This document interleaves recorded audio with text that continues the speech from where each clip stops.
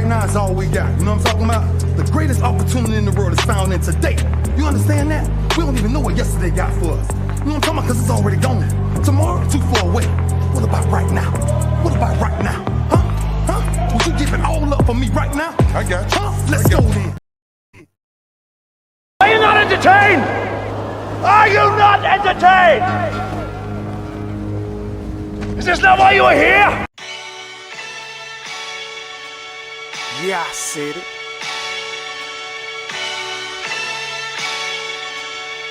Yeah, I said it.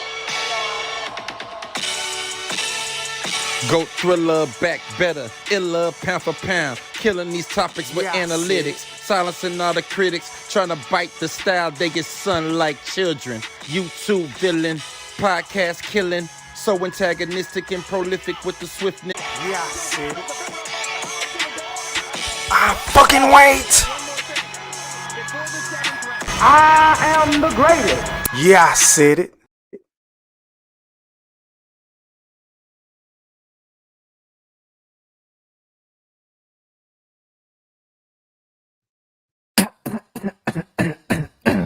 Now, before I get into what I'm about to get into, I just want to make sure that each and every last one of y'all hit that like or dislike button. And please don't forget to put some motherfucking Coach K Duke full court pressure on that sub button if you're new to my channels.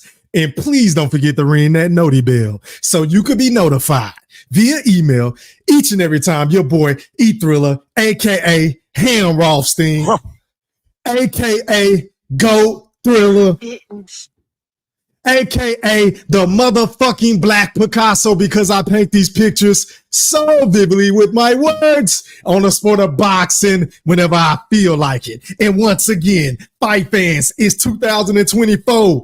Welcome back. Now, first things first, man. Shout out to everybody that's watching this live stream podcast on my YouTube account. Shout out to everybody that's watching this live stream podcast on my Facebook account. Shout out to everybody that's watching this live stream podcast on my Twitter account. Shout out to everybody on the gram. Shout out to everybody that's fucking with me on TikTok. Shout out to my TikTokers. Yeah, I said it, and I didn't stutter. Shout out to everybody in this bitch, man. First of all, man, before I get into what I'm about to get into, I just want to say Happy New Year to everybody, man. It's 2024. If you're in this motherfucking chat right now, y'all are blessed to be alive. It's a new year, man. So if you got any goals or any, what do they call it? New Year's resolutions, then, hey, man, now's the time to start on this shit. And I told myself, why not kick the year off right? You feel what I'm saying? Why not be more consistent and start going live early as possible for everybody that fuck with your boy Go Thriller, aka the Black Picasso. Now, before I get to cooking, y'all let me know in the chat because I see a couple of y'all in this bitch. Shout out to my day ones. Can y'all drop some threes in the chat? Because I want to make sure that y'all can hear every single thing I say on this particular topic at hand, because it's going to be a jam-packed show, man. I'm going to try to give y'all a couple of my minutes, a little bit of my time. I might drop the link. I'm not sure, depending on how I'm feeling. And then I'm going to get the fuck out of here because I need to go work out. But y'all drop some threes in the chat if y'all can hear me in this bitch. I'll fucking wait. Give me a second, y'all. Give me 1 second.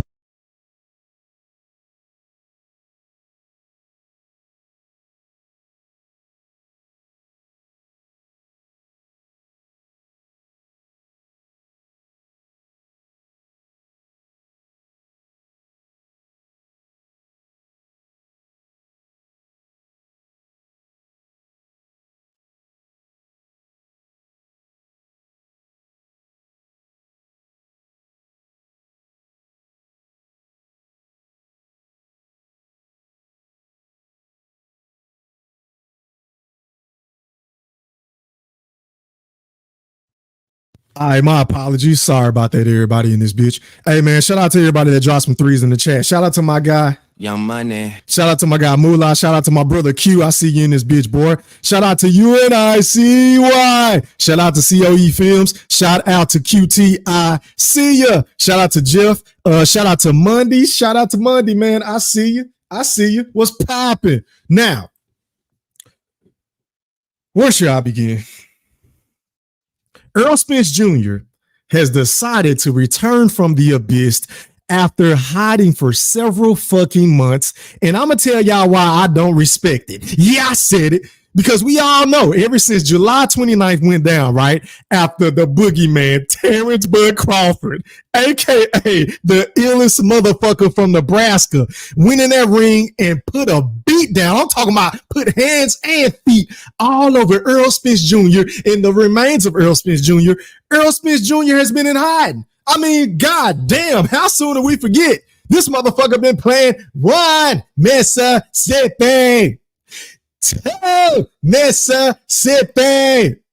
3. Man, I mean, god damn. How many months has it been since Errol Spence Jr. done an interview? How many months has it been since we seen Errol Spence pull up at these events? Because Errol Spence used to always show up and show out. I mean, every time I look up, he was in front of cameras saying, I'm big fish and things like that. I'm coming for that motherfucking belt. Things like that. I mean, you couldn't keep this motherfucker out the motherfucking camera. See through the big facts. But now all of a sudden, Errol Spence is nowhere to be found. Now all of a sudden, Errol Spence is on the cover of fucking milk cartons. I mean, I did that on part, what was it, 14, 15, 16? Hell, I don't know. Errol Spence just has a thing about disappearing whenever we need him the most. And I must confess, I really must confess, because I'm the motherfucker that's going to tell y'all what y'all need to hear, not what the fuck y'all want to hear. And I'm going to be honest, man. Ever since Errol Spence got beat down at the hands of my favorite fighter in the sport, Terence Bud Crawford, yeah, I said it, YouTube hasn't been the same. I must confess, YouTube was in a much better place whenever Errol Spence went, I'm a big fan, things like that. And let's try to save the man down. We smoking them blood packs. YouTube was in a much better place. Much better place whenever Errol Spence was on top and running around here popping his shit. But ever since the boogeyman beat the dog shit out of Errol Spence, now all of a sudden, a lot of these niggas that used to come around, they don't come around no more. Now all of a sudden, a lot of these niggas that used to be dropping comments in my comment section, I ain't seen or heard from these niggas in months. They have the similar. I see why they root for Errol. I see it and I get it. I see why they fuck with Errol Spence, because in his biggest moment, and he went out there and laid that fucking egg. I'm talking about, it was a pathetic, a putrid performance. Yeah, I said it. It was very fucking embarrassing, but he did earn my respect because he went down swinging. It ain't like he just got in the ring and played run for it, run for it, run. Saying to know you and them boys put them guns better run for it, run for it, run. He didn't do no Shakur Stevenson shit, right? He didn't do what Pastor Wilder did a couple of weeks in ago. Backseat Thriller big facts. We seen what Pastor Wilder did, and that shit was just pathetic. It was pathetic. I don't know what the fuck him and Malik Scott has been working on all this entire time, because they had me fooled with the Robert Helenius performance, because I seen Deontay Wilder prancing around and dancing and shadow boxing and looking good. Oh, he looked real good on the mitts. He looks phenomenal. But that shit ain't translating to what the fuck we need to see in the ring, because it was horrible. And Anthony Joshua went back to one of his old trainers, and he looked phenomenal. Y'all know how I feel about that, Terry Cloth. I don't like Anthony Joshua at all. But I must admit, I have to be honest with the people, because once again, I am not here for these fighters. I am here for everybody that supports the sport of boxing. Backseat Thriller big facts. And I must confess, Anthony Joshua looked good. And if that fight were to get made, I am switching my motherfucking pick, because Anthony Joshua was counterpunching. He was throwing jabs. He was throwing straight right hands. He was landing body shots. I mean, oh my God. And then you rewind time before that fucking fight, right? Pastor Wilder just prancing and circling around the ring without letting his fucking hands go. You got that big ass right hand, but you was afraid to let it go for reasons I don't know. Like Malik Scott, what was the fucking game plan? What was your train of thought heading into this fight? Fuck that. What was your train of thought in between the rounds? What were you telling Deontay? Because I couldn't really hear the commentary because of that whole DAZN shit, and I just can't stand it, y'all. Like, I want to hear what the trainers are telling them, but that's neither here nor there. Back to what the fuck I was saying. Errol Spence didn't go out like a punk. Errol Spence just went out there and got outclassed. Errol Spence just went out there and got the brakes beat off of him. But not a single soul on planet Earth that went to that fight, that ordered that fight, can sit up here and say with a straight face that Errol Spence didn't give it his all. So he earned my respect as far as that. But you got to follow that shit up, because say what y'all want about Adrian the Problem Broner, right? And I know he done got his ass kicked a million times, right? But AB don't change. AB will still show up to these fights. AB will still do his interviews. AB still gonna pop his shit the way that he always pop his shit. You know, always balling, always boxing, about billions. Yeah, that guy, AB. He always gonna show up and show out. He don't fake the funk. He don't try to perpetrate and be something that he ain't. No, that is Adrian Broner, which leads me to believe that Errol Spence was out here faking. Errol Spence was a facade. Errol Spence wasn't really like the way we thought he was like. Whenever he was chasing Keith Thurman around with the ponytail, whenever he was going out to Sean Parr and say, I want that work. You're a man with no legs. And things like that. He had everybody, including myself, because I was once a fan of Errol Spence because I'm from Dallas, goddammit. Yeah, I said it. But the motherfucker had us fooled. The motherfucker had us going. He pump fake. This hit us with the 52 fake out. He hit us with the Dwayne Wade pump fake. And if you know anything about the sport of basketball, Dwayne Wade has the most immaculate, proficient, and efficient pump fake in sports history. And that was Errol Spence, because he just turned a new leaf after he got his ass kicked. And I can vividly remember, let's rewind time. Let's talk about the GOAT, Muhammad Ali. Rest in peace to his kind soul, right? But Muhammad Ali got his ass kicked several times. But I can vividly remember. Now, I wasn't old enough around this time, but I've done my research. Now, I went back and watched these fights and these interviews and shit like that on YouTube. Hell, I got a big ass DVD on Muhammad Ali. His whole career, got all the fights, right? Muhammad Ali didn't change. Muhammad Ali didn't switch up. Muhammad Ali was still popping his shit. And guess what? He went back in the ring and proved to the world and to himself that he can figure out a way to beat the guy that beat him before, right?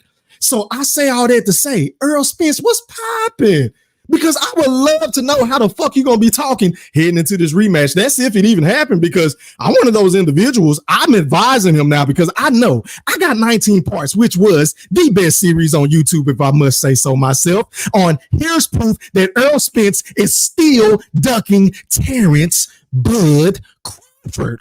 I know I got on Errol Spence for saying, why not go the easy route and fight Sean Porter? He got a belt too. Why not? Why not? I know I got on him all the time for doing that shit, because I said, look, he's ducking, right? But if there was ever a time to where this man has to make the right move for not only his career, but for his health as a person outside of ring, because fuck all this shit that we be talking about, you know, because we expect these fighters to do X, Y, and Z. But that man has a family. That man has children. That man has parents, right? And I really care for his well-being. Now, I know Errol Spence probably hate my motherfucking guts, because I know he done seen the best series on YouTube. Yeah, I said it, and I didn't stutter. I know he done seen this shit, and he probably said, fuck that nigga talking about, even though he funny, he very entertaining and things like that. He always getting on me and things like that. Even though I know he say that shit, right? I know he hate my guts. You feel me? I get it. But Earl, listen to me, bro. And I know you're listening right now. And if you ain't, then I'm pretty sure somebody that's in your camp gonna clip this shit and send it to you. Hey, I am looking out for you. I am here for you, my brother. I really am. And I don't want you to get in that ring, right, and take another fucking beat down, dog, because there's absolutely nothing you can do heading into a rematch. Nothing to beat Terence Bud Crawford, who should have been the fucking fighter of the year. Yeah, I said it. And I'm going to talk about that next, right? Because I ain't even get to give y'all my awards and shit like that, but I'm just going to go with the main one. And I already think y'all know where I'm going. Facts, Thriller, big facts. But anyway, Errol Spence, it's one thing for us to want to see you pop out, right? It's another thing for your boy Thriller, aka the Black Picasso. Still want to see you at these fights and doing these interviews and keeping that same fucking energy you had prior to the Terence Crawford fight for 5 fucking years after the fight, right? But I must say, man, it is not wise for you to head back into this rematch so soon. It is not wise for you to go back into a rematch with the most dangerous man in the sport of boxing, and it ain't even close in Terence but Crawford, with that scoop ball head ass nigga, Derek fucking James, gassing you up, lying to you, not telling the truth, just being a fucking yes man, which is another problem with Deontay Wilder and Malik Scott. Yes man trainers are bad for the sport of boxing. They're bad for the sport of boxing. And I can hear Derek James now because we already heard him saying it in these interviews, heading back into this. Oh, man, it was just an off night, man. Oh, man, it was just, it's just things we have to clean up. Well, Derek James, have Errol Spence been back training? Oh, man, I don't know. I mean, I seen him the other day, but he ain't doing no training, man. I don't know what we're going to do in a rematch. But all that athleticism, none of that shit mean. Nigga, what? What the fuck is you talking about, Derek James? But for you to sit up here and say that Errol Spence is not even training yet, dog, is alarming to me. That lets me know that he ain't ready for the fight. And y'all can say what y'all want about Terence Bud Crawford. I know the man has been ridiculed to no end. I know he's been called a cheater. They want to talk about his gloves. They want to talk about Snack. They wanted to talk about Bomac and the tail bags. Tito bags. Y'all want to talk about Bernie the boxer. Y'all want to talk about the man's family. Y'all want to talk about how he wiped his ass and fart. The list goes on and on. I mean, Terence Crawford can do no right in none of y'all motherfuckers' eyes because he is just that elite. He is special. He is a transcendent talent that the sport of boxing only gets to see every, 10 to 15, maybe even 20 years. Hell, I'm just saying. So I get the criticism because whenever you're the top dog, and whenever everybody is reaching up to climb that mountaintop, and they see that guy from North Omaha, Nebraska, the boogeyman, aka Terence Bud Crawford, with that fucking mug on his face, that scowl, that Kobe-esque scowl on his face. I know it make a lot of you motherfuckers mad because y'all favorite fighter ain't like that. Y'all favorite fighter can't switch hit. Y'all favorite fighter ain't got pop in both hands. Y'all favorite fighter ain't got the footwork. Y'all favorite fighter ain't got the ring IQ, the ring generalship.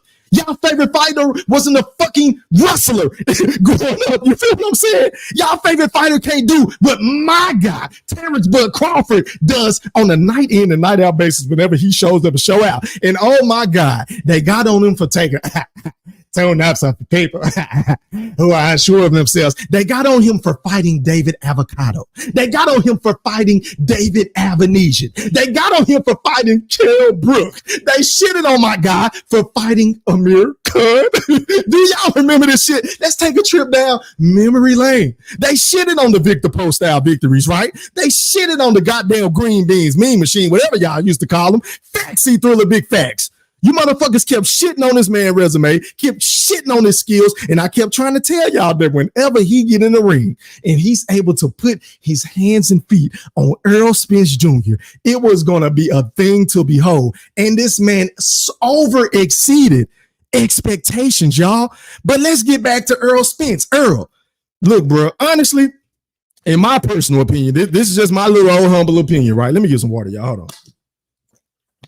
But in my humble opinion, I don't feel like you need to fight anymore. I don't feel like you need to fight because what are you fighting for? As long as that man from North Omaha, Nebraska is alive and breathing in or around your weight class, you have nothing to gain. You're not going to ever beat this guy. This is no different than the fucking Deontay Wilder in the Tyson Fury scenario, right? As long as Tyson Fury, big blubber belly looking ass, is still alive and well, drinking beers and shit and running miles and talking shit and ducking smoke with Usyk, Deontay Wilder has no purpose in the heavyweight division. He has no purpose. We just seen him get watched by Joseph Parker at that, right? So Errol Spence, I mean, if you don't even fight Terence Crawford, then who the fuck you gonna fight? Who the fuck you gonna fight? Because you Neanderthals love to get on Terence Crawford for fighting Sean Porter. Y'all love to say that, oh, Sean Porter had 1 foot in and 1 foot out. He was podcasting. He wasn't focused. His daddy said he didn't train hard. But what about Errol Spence? Because for a man to get his ass kicked that bad, to disappear for this long, I don't think he's in his right mental. I don't think he's in his right mental. And then he had the nerve, the gall to show up and post a fucking picture of him not working out. Oh, no. He don't do what Terence Bud Crawford do, because whenever Bud posts shit, he either with his family or he in the fucking gym. Facts, he threw the big facts.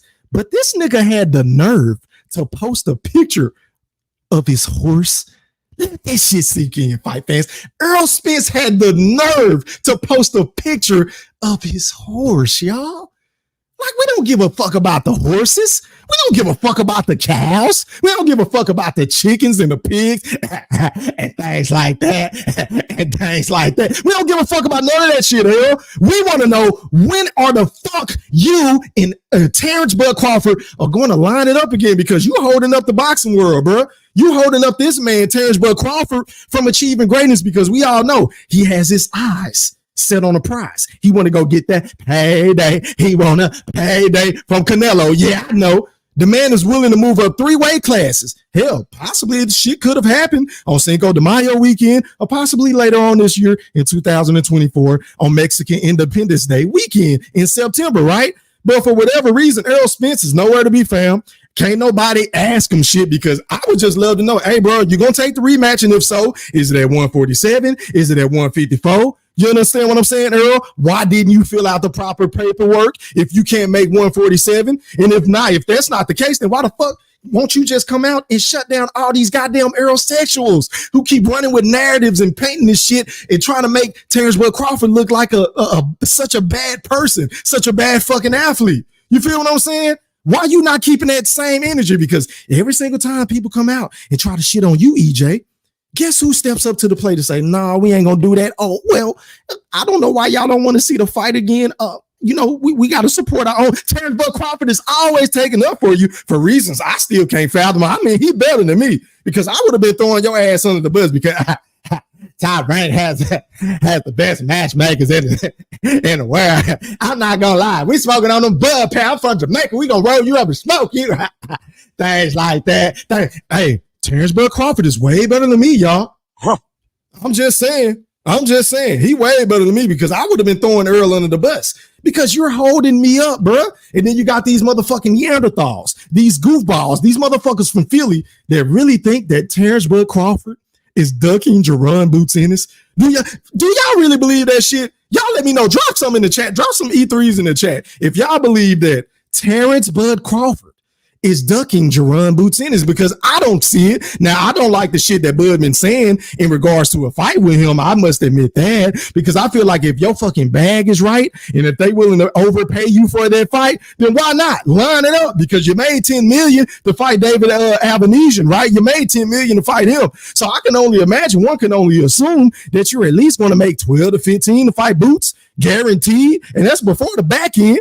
You feel what I'm saying? But outside of that, I don't feel like he ducking Boots. But the reason why this shit is going on is because these goddamn Aerosexuals are creating these goddamn narratives. They spinning the block. They just trying to do anything. They want to find anybody to do something to Terence Bud Crawford, because they know deep down in their heart of hearts that Errol Spence can't get the job done. See, these motherfuckers can accuse Terence Bud Crawford of cheating. They can accuse him of being on snack. They can accuse him of being on steroids. They can accuse him of illegally wrapping his gloves and all this extra dumbass shit. All these content creators that's just doing shit for clicks and views and, and super chats and cash apps. Facts, he threw a big facts.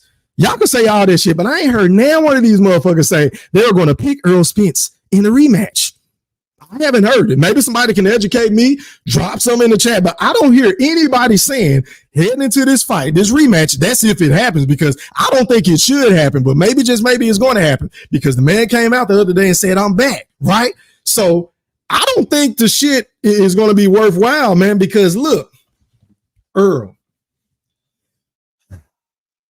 let's just talk about the jab. Like, what are you going to do to stave off Terence Bud Crawford now that he's felt your power? Now that he knows that he's the stronger man inside of the ring? Now that he feel like that you can't punch? The man said it after the fight. You can't even fucking punch. You can't punch. So what are you going to do with this man that he knows your timing? He already knows the range and distance in which to fight you in. Bomac already been having his game plan lined up for you for 5 years. Hell, the man came out and said that you've been fighting the same way since the amateurs. That's what he said. I didn't say it. That's what Bomac said, right? So what are you and Derrick James going to do in order to rewrite the wrong? Because I must say this, man. If Errol Spence were to come back and make it, fuck making it competitive. But if Errol Spence were to come back and win a rematch against Terence Bud Crawford, that would have to go down as the biggest upset, one of the biggest, the greatest comebacks in the sport of boxing I've ever seen in my hell in the history of sports. That would be greater than LeBron coming back down 3-1 from the Golden State Warriors. That'd be greater than all that shit, right?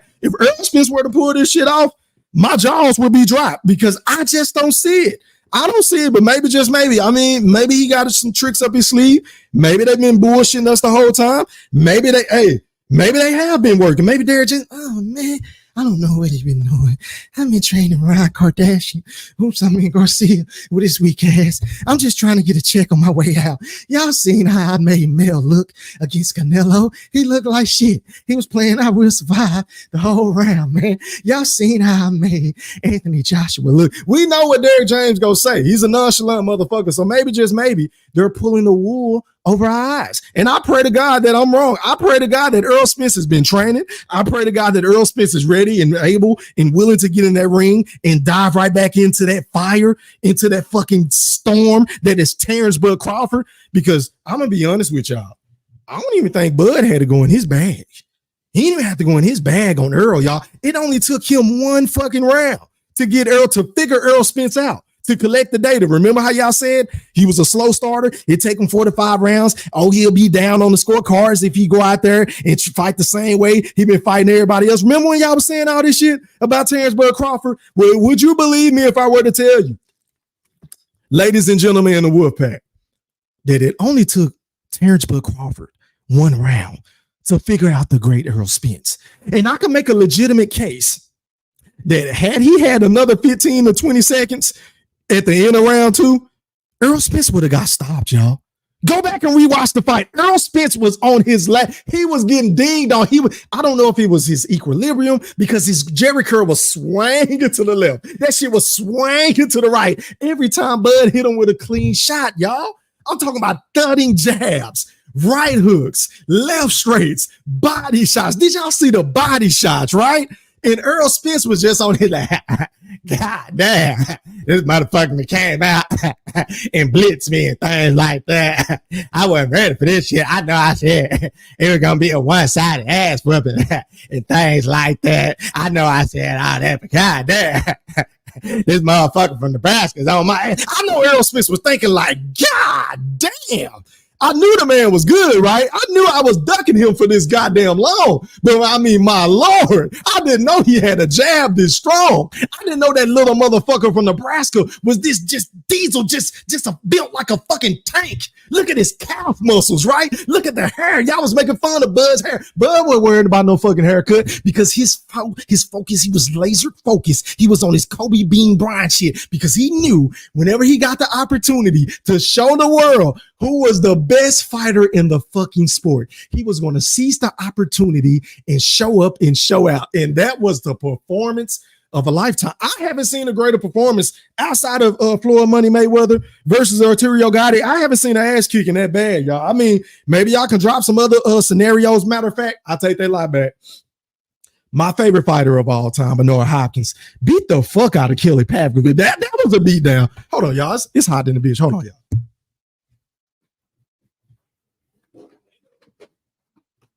But yeah, I'm trying to think of some ass whoopings, y'all. I'm trying to go back and think. But I know B-Hop beat the dog shit out of Kelly Pavlovich, right? And I'm trying to think. I know Floyd versus Arturo Gatti.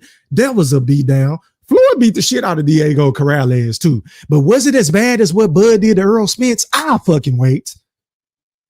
I don't know. Y'all educate me. I'm looking in the comments, man. I don't see nobody, man. Y'all let me know. Y'all boxing minds. I don't know everything about the sport of box. So y'all help your boy E-Thriller out. Maybe y'all can remember some fights from the 70s or the 80s, the 90s or something like that. Y'all drop something in the chat.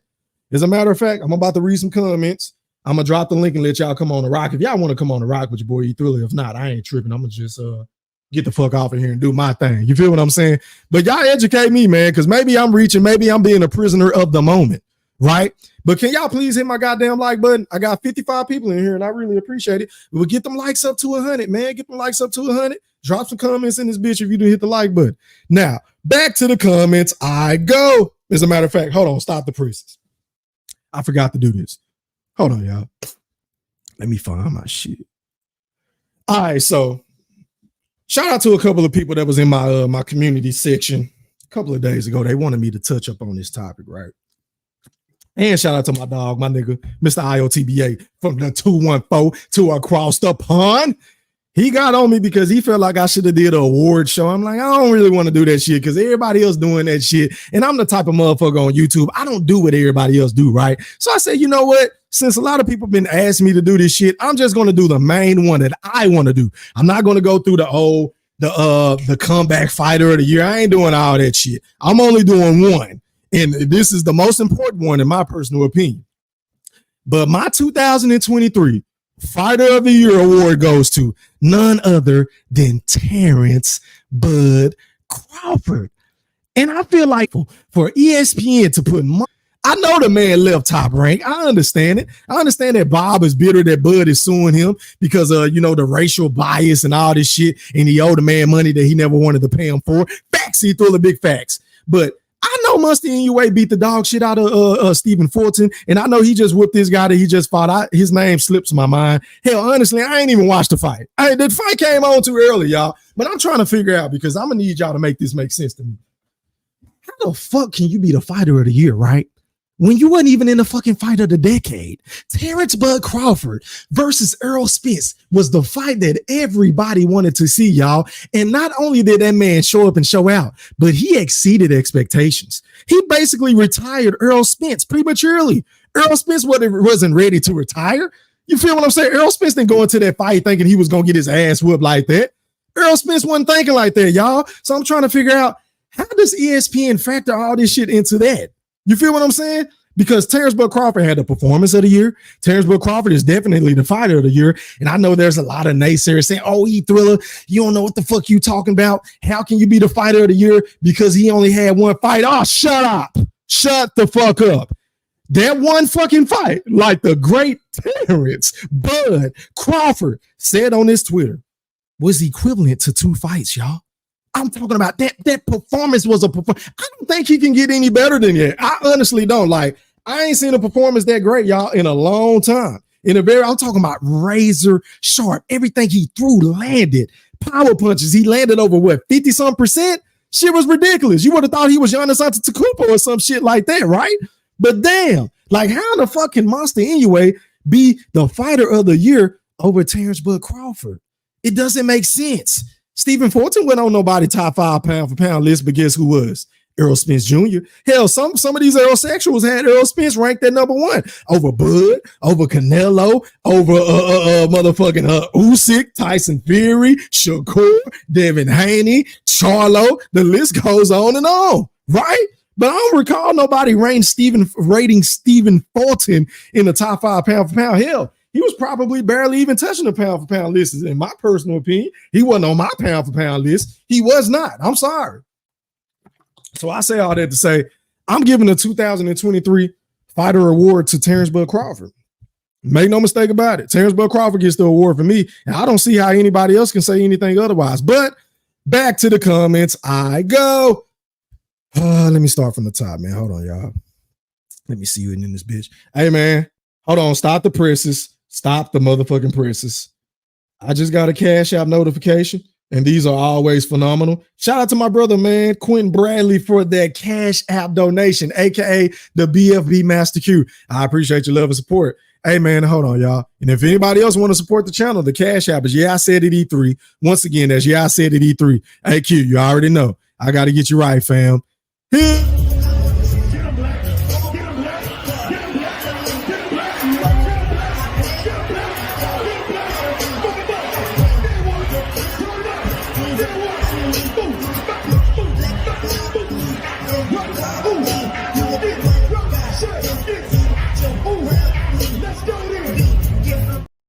Yeah, man. But back to the comments. I go. Thank you again, Q. I appreciate it, my brother. Shout out to, let me see. I got some of y'all in this bitch. Hold on, y'all. Shout out to the Michigan Wolverines, man. They went in there and did what they had to do against the Alabama Roll Tide. I figured they was gonna win, man, because they kicked Ohio State ass, and they got a pretty damn good team. Shout out to Coach Harbaugh, man. I think they're gonna win the chip, man. But Washington look like they ain't no joke either, y'all. It's gonna be a close game, y'all. Holler at me, Moolah. What's the score to the next game? Let me know. Drop some in the chat. What up to my guy Mitch Hennessy? I see you. What's popping? What up to Davy John? I see ya. Yeah, man. Hold on, y'all. What up to Jeff? I appreciate that. What up to my dog, Mr. 214? And I'm on that bullshit again. I'm on that bullshit today. All right. Man, y'all know how I do. Y'all know how I do. Shout out to my dog, Mr. IOTBA. And also, shout out to the Spit Bucket. Shout out to JJ. I see ya. Make sure y'all go sub up to the Spit Bucket Podcast on YouTube. And also, make sure y'all go join the Spit Bucket Podcast on Facebook. Tell them that Go Thriller sent you, a.k.a. the Black Picasso. Yeah, I said it. And all this stuff. Shout out to my brother. Let me see. What up to Boxing Guy 7? He said he Thriller, that boy came out of hiding. That ass whipping did a number on him and his fans. Facts. Big facts. Jeff said huge facts. Hey, man, I appreciate it, my brother. Moolah still in this bitch popping his shit. What up to my dog? ASAP. ASAP, ASAP, ASAP, ASAP, ASAP, ASAP, ASAP, ASAP, ASAP, ASAP, ASAP. Shout out to my dog ASAP. I see you. He and this bitch was popping. You dig? Salute. Ayo said, talk your shit, E3. I appreciate it, my brother. What up to? Hold on, y'all. Stop the presses. Stop the motherfucking presses once again. Shout out to my dog, COE Films, for that Cash App donation. He said, for Kodak Black, hey, man, if you want it, you can get it. Hit it!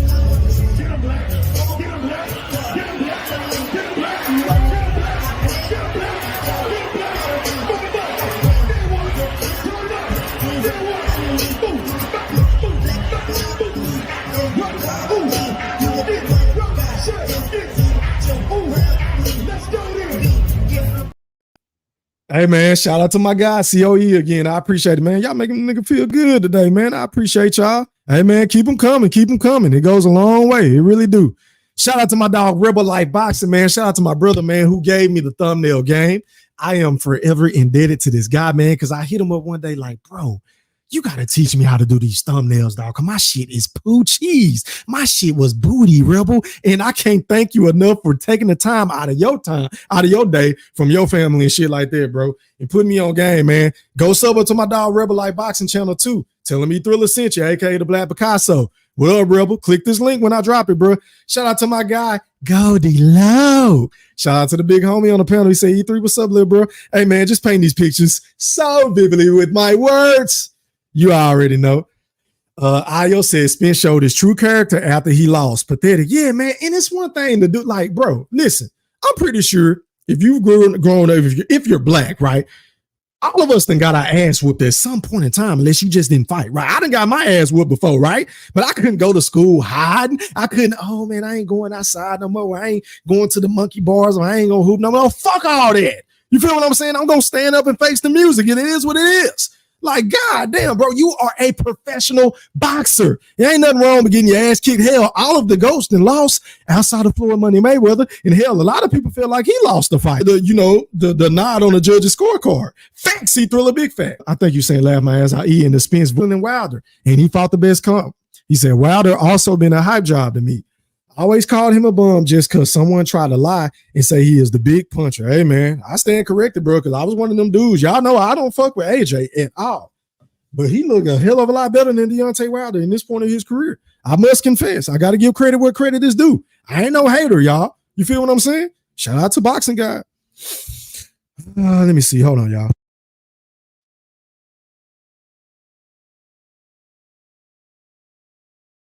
Let me read a couple more of these comments before I drop this link, man. What up to Mr. INTJ, man? This is my dog right here. He always support my channel and my show, man. Salute to you, bro. He said, salute Thriller. And the crew was popping. Shout out to the Wolfpack, man. You already know how we play.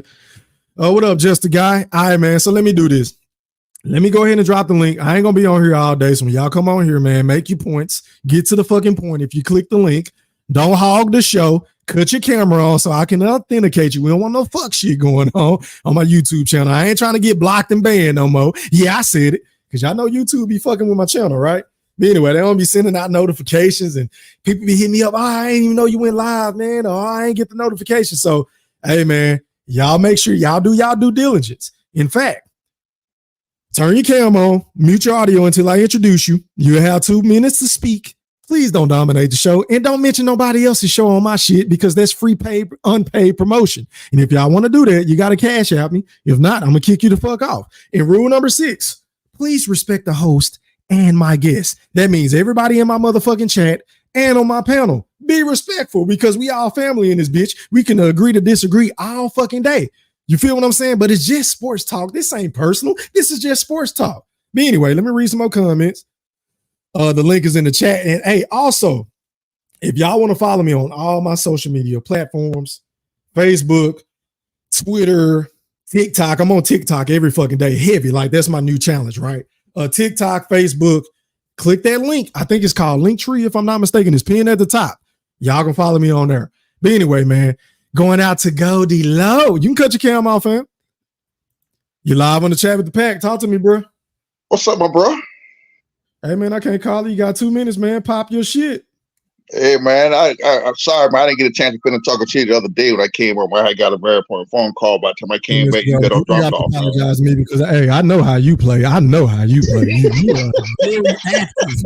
Let me just say that because this is kind of a PG-13 show, but you are a very active individual. I must say so myself. But go ahead, go, Mr. Goldie. Look, man, your brother changing a new leaf. Now I'm gonna drop that. I'm gonna drop the BEK. Now I'm gonna drop that in a minute.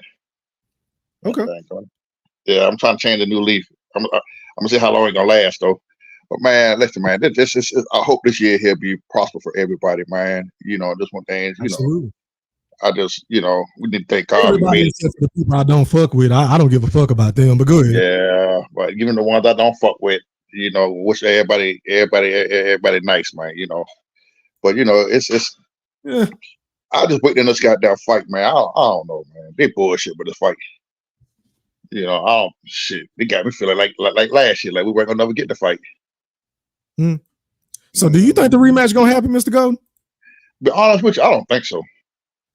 Because I'm not even excited about it. For one, the first fight, it kind of, What'd you say? What is that to be excited about? There's nothing to. I mean, they had killed me on the first fight. It kind of like it took so long to we thought the fight never was gonna happen. Then when it did happen, it was like, man, we all hyped up for that shit, man. Then we just got like that shit was just a wash. I mean, I was god damn. I've been looking at boxing for years, man. And you asked the question, is that worse than what Gotti got? Hell yeah. He beat the shit out of Errol there. Now Floyd punished that motherfucker, but he didn't punish it like Bud did what Bud did Errol though. I mean shit. That shit, man. I still look at that shit. I ain't gonna tell you no lie. I look at that shit again today. I just can't help it. It's been a minute since I watched it, Mr. Golden, but yeah, like that's a fight that will never get old for me. It'll never get old. It's just like when I ain't got nothing to do, man. I be scrolling, that shit pop up. I just click it and just watch it. Just like, man, I be like, man. And the funny thing about it, yeah, that's the funny thing about the fight 6 months ago, but you still got jokers making excuses, man. You feel what I'm saying? Come on, man. A lot of jokers still make excuses, man. Tell Earl and this, and I'll be listening to man. He wasn't, man. Come on. Now they really got something to talk about now. After Rick the coach to say what he said, Conte say what he said, but he running in the desert. Well, that's another excuse. Okay, so what happened? I didn't see that. Educate me. Oh man, you didn't see the interview. I ain't gonna lie, I really ain't been keeping up with boxing like that, Mr. Golden. I talk about. Man, they said that. Forgive me. Go ahead. Rick Conte came out. He did an interview on 2 shows. I ain't calling nobody name because you're like, you don't do that. But he came out. He said Earl before the fight. Earl running up in the mountains in Vegas heat and shit before the week before the fight. And that's no. Huh? I said, yeah, but they was already saying he shouldn't have been doing that. We done already heard that excuse. Yeah, but he said that's the stupidest thing he can ever goddamn do. Boy, they running with that shit now. I said, God damn, watch out there now. Well, they got something else to drag in the ground now. Fuente's word, right? Yeah, but see, yeah, that's true. Hey, bro, you keep fading in and out. I don't know what's going on with you. Damn, my shit fading in and out. Yeah, you fading in and out. Can you hear me now? Huh? Can you hear me now? You sound good to me. Yeah, you fading in and out of me. Somebody drop something in the chat. Am I fading in and out? No, you sound fine to me. Unless I don't know. You sound all right. Yeah, maybe something going on with your shit back in, Golden. I don't know. Shit, at one point, my TV was. I don't know.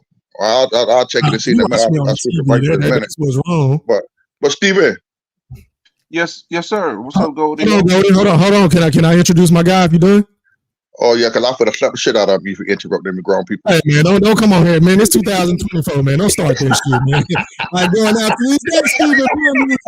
to Stephen Brimley. You're live on the chat with the Pat. Talk to me, man. What's poppin'? What's up, Great One? How you doing, man?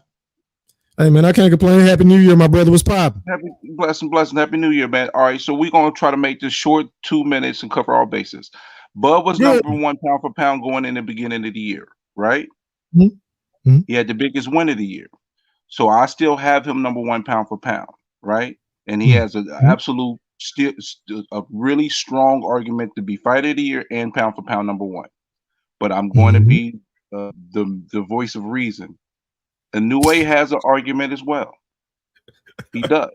I don't have a beef with either one. If anybody has either one, because them two have separated themselves from everyone else. Inoue has more divisions he's won in. He's beat more champions, but Bud did the 2 divisions faster, and he beat a higher pound per pound guy. So it just. Well, that was due to politics, though, Brimley. Let's not forget that. That's very true, but we can't blame Inoue for that. So we're gonna penalize Inoue because of what Terence Crawford had to go through. No, we can't do that. You're penalizing Terence Crawford because he couldn't get it in a similar fashion, bro. I'm not penalizing him. I'm just going by. You're right. He does. Listen, I don't want to penalize him for it, but the other gentleman that he's facing for that top level is more active. In the last 4 years, Terence has fought 4 times. He's fought 7 times. So it's not but Terence Crawford's fault. We know that's not his fault, but the activity does matter. But then on the other side of it, there's been multiple fighters of the year who only had 1 fight, from Sugar Ray Leonard to Marvin Hagler to Joe Frazier. So it's been multiple guys, and just recently Teofimo Lopez when he beat Loma. It's been multiple guys who won fight of the year with just 1 fight. But the activity though does matter when you have somebody else that's right there with you. They're running neck to neck on a race of greatness, and they're both dominating. So I don't have a beef with any argument. That's why I don't even really argue too much about that. It's just only when you bring Haney into the picture. I'm like, I give Haney props because Haney's on one right now. But for me, the Loma fight is one of those fights where I couldn't put him in that stratosphere because it's just too many people who have arguments on the other side for me to give him that. Now, real quick, because I'm already going with my 2 minutes. Spence, go ahead. We got that many people on the panel. Pop your shit. You good? Spence need to go ahead and let us know what's going on with the fight, because for me, it's like this. I'm looking at a Terence Crawford Canelo fight, so I'm like, okay, if you got to fight Spence at 154, because I'm hearing he's about to drop all the belts. All the 47 belts is about to be free, and you're going to have Barrios getting one. It's just going to be a free fall, right? Where you hear that shit from? It's just rumor mills. It's nothing official. It's just rumor mills saying that it's potentially on the horizon. So let's say he does fight Spence at 154. Spence can do better, but it's going to end up being the same result at the end of the day. Spence can have a better account for himself, but we know what's going to happen. What I want to see is Canelo beat Benavidez, and then them 2 fight in September. And people say, oh, but bull crap 3 division. I just think Bud got that Duran cloth in him. And he built like that. He's one of those fighters that you can put in any generation, and he'll do well and do his thing, and you'll be like, damn, So I want to see him do it, even if he get his ass whooped, which I don't think he'll get his ass whooped. But it's going to be Canelo's favor. But I don't have no beef with that fight. I just want to see Canelo whoop on Benavidez because I think Benavidez is basic. He's good, but he's basic, and he's tailor made for Canelo. You know that you a David Benavidez hater. You know that, you and Boxing Nerd. Because how can you say he's basic, bro? Oh, okay, I'm gonna explain to you why he's basic. Before I go. What he does great is volume punching, right? Mm-hmm. in a tremendous tank. He doesn't have real power because he has to drain himself down. It's accumulative power. He doesn't have one punch power because he's coming down from over 200 to get to this weight. Then his footwork is questionable. Sometimes when he gets stuck into foot position, he be squared up perfectly, ready to get hit with a backhand. Also, the volume that he does works great, but he's really never faced a true power puncher. Every fighter he's fought at 168 came from 154 and were smaller guys compared to him. Canelo will be the strongest puncher he's ever faced. The strongest puncher he ever faced to this point is what's his damn name? He was 154 and Triple G spanked him. White guy. Lemieux was only powerful at 154. He wasn't powerful at 168. So, that's why. Let me ask you this, bro. How would you rate his performance against Demetrius Andrade? Oh, he whooped his ass, and I expected that because I didn't think Boo Boo was the goods. Boo Boo had never been in a fire before, so to me it was like as soon as the fire comes at him, he gonna burn up because he don't know what to do because he's never been in a position of adversity versus a quality fighter. So when it happened to him, he wouldn't know how to clinch, know how to hold, know how to get himself out of those situations, and be able to, utilize the jab and keep him off of them. Until then, that's exactly what happened. He drowned his ass. I give him Benavidez was very impressive, and that's why I want to see the fight with Canelo. I think it is a 60-40 fight. Benavidez has a real shot to beat Canelo because it's the perfect time. Canelo's been slowed down some, and Benavidez is gained more, more knowledge of the game and utilizing his craft. He's gotten better, but he's still basic. He is a pressure fighter. He has tons of reach on Canelo, but it won't even mean anything because he doesn't fight like Bivol. He fights from mid to inside. So Canelo's going to have opportunities to counter. And if he got enough pop in the shot and it hurts Benavidez, then it's a wrap. But if it doesn't, then Benavidez will win that fight. If it gets to the long run, the deep waters, I think Benavidez could pull out the fight.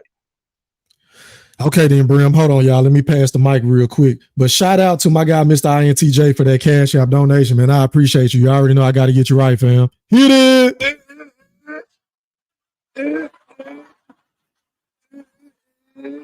I think you're rounding. In your mind. All right, man. Going out to my guy, COE. You're live on the chat with the pack. Holler at me, fam. What's poppin'?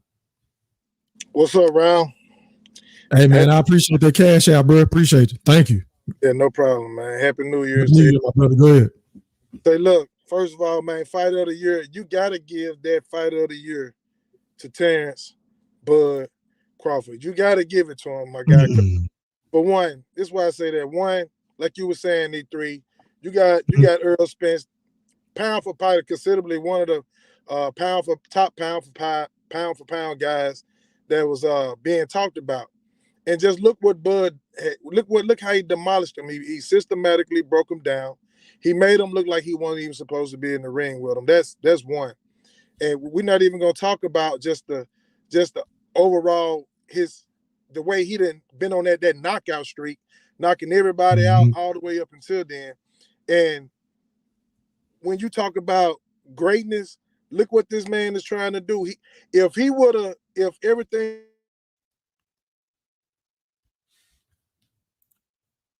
Damn, I think your phone breaking up, fam. Can y'all hear him? No, he disappeared. Okay, there you go. See, we couldn't hear you. Repeat that, bro. Okay.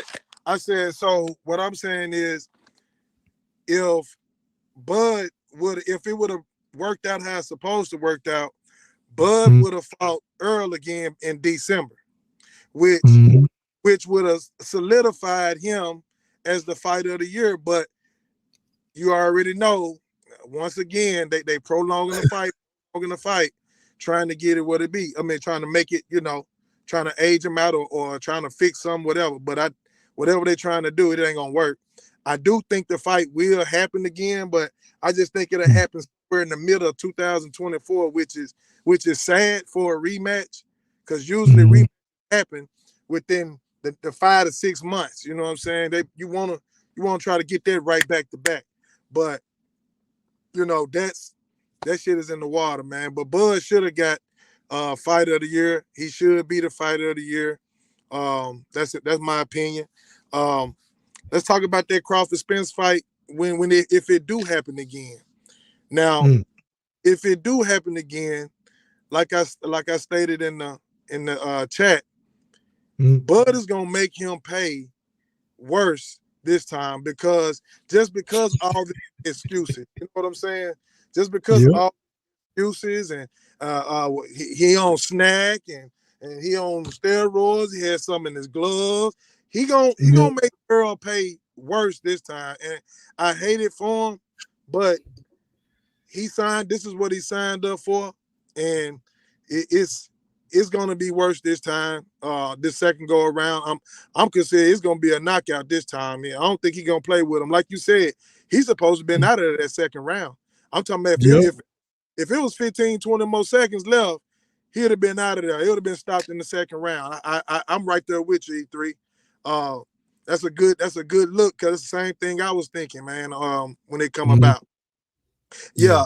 And lastly, I heard my guy was saying that Canelo would beat Benavidez. And really. Yep. I wanna go against that. This reason why. Man, if Canelo go against Benavidez, you are looking at a reach that I don't think he ever had a chance to fight against us except with Bivol. But man, Benavidez' reach is something crazy. And then not only that, his power. He do have power, man. If you see where he was hitting Caleb Plant and Demetrius Andre, the way he was hitting them boys, he made them boys really respect that power, and he broke them down. So power is there. Yeah, he do have a tank. He do have endurance, but man, that guy, he really do have that power when it come down. And not only do he have power, but he showed me a little something. He showed me he had a little something else in his bag. He had a little footwork. He had a little counter going on with Andre. And Andre is a slick fighter, man. And you know what I'm saying? Gotta have some I think he's a very underrated defensive fighter, bro, because a lot of them punches Andre was throwing, he was catching on his elbows. Facts. Andre ain't got no power. Andre didn't know what to do when the fire came on him. Now you made some solid points, but I got a little rebuttal for you. He was blocking him with his elbows, though, Brimley. Like you cannot have power, but he still. But you got to know how to land them in a high class fight. You know what I mean? Boo Boo ain't never been on that level before to be able to execute versus somebody on that level with him. So now, I just want to get you on record. If and when that fight happens between David Benavidez and Canelo, can me and you make a bet? We could do that when it comes. We'll determine what it is when that time comes. Absolutely, no problem. No problem. Now, let me get the 2 points real quick. I just want to make these 2 points real quick about Benavidez. I'm gonna go to Q. You say he's talking about that. He doesn't use his arms. He doesn't utilize those that reach because he's a mid to inside fighter, so he's going to be nullified to some degree. Then also, second, you said he got power. He does have power, but if you notice, Plant didn't get knocked out versus Benavidez. He got knocked out versus Canelo. Okay, and then he put it on Boo Boo, and I expected him to do that, but it's not one punch knockout power. I think if he was at 175, he might have a little bit more power. He got good power, but it's not.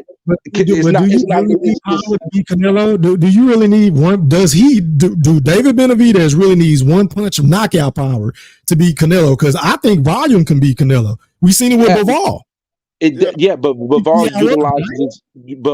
utilized his actual reach, and the style of fighter is they're two completely different stylistic fighters. So Benavidez is not going to utilize his length. That's not how he fights. And he's not an outside fighter. Bivol is, so he's going to give Canelo opportunities to counter. And has Benavidez been hit with versus somebody who has the power to hurt him? And what will he do? He's not been in that position before. Just like Boo Boo had not been in certain positions before when it came to Benavidez, there's some positions that Benavidez has not been in when it comes to Canelo. He's never been rocked by a person that got real pop. Man, Canelo. Okay, go ahead, CO, and then I'm gonna go to Q. Go ahead. Hey, Mitch, cut your cam on, fam, and I'll bring you on. Go ahead, CO. Hey, Canelo. Appreciate you. Canelo haven't felt that power, Benavidez. See, you got to understand.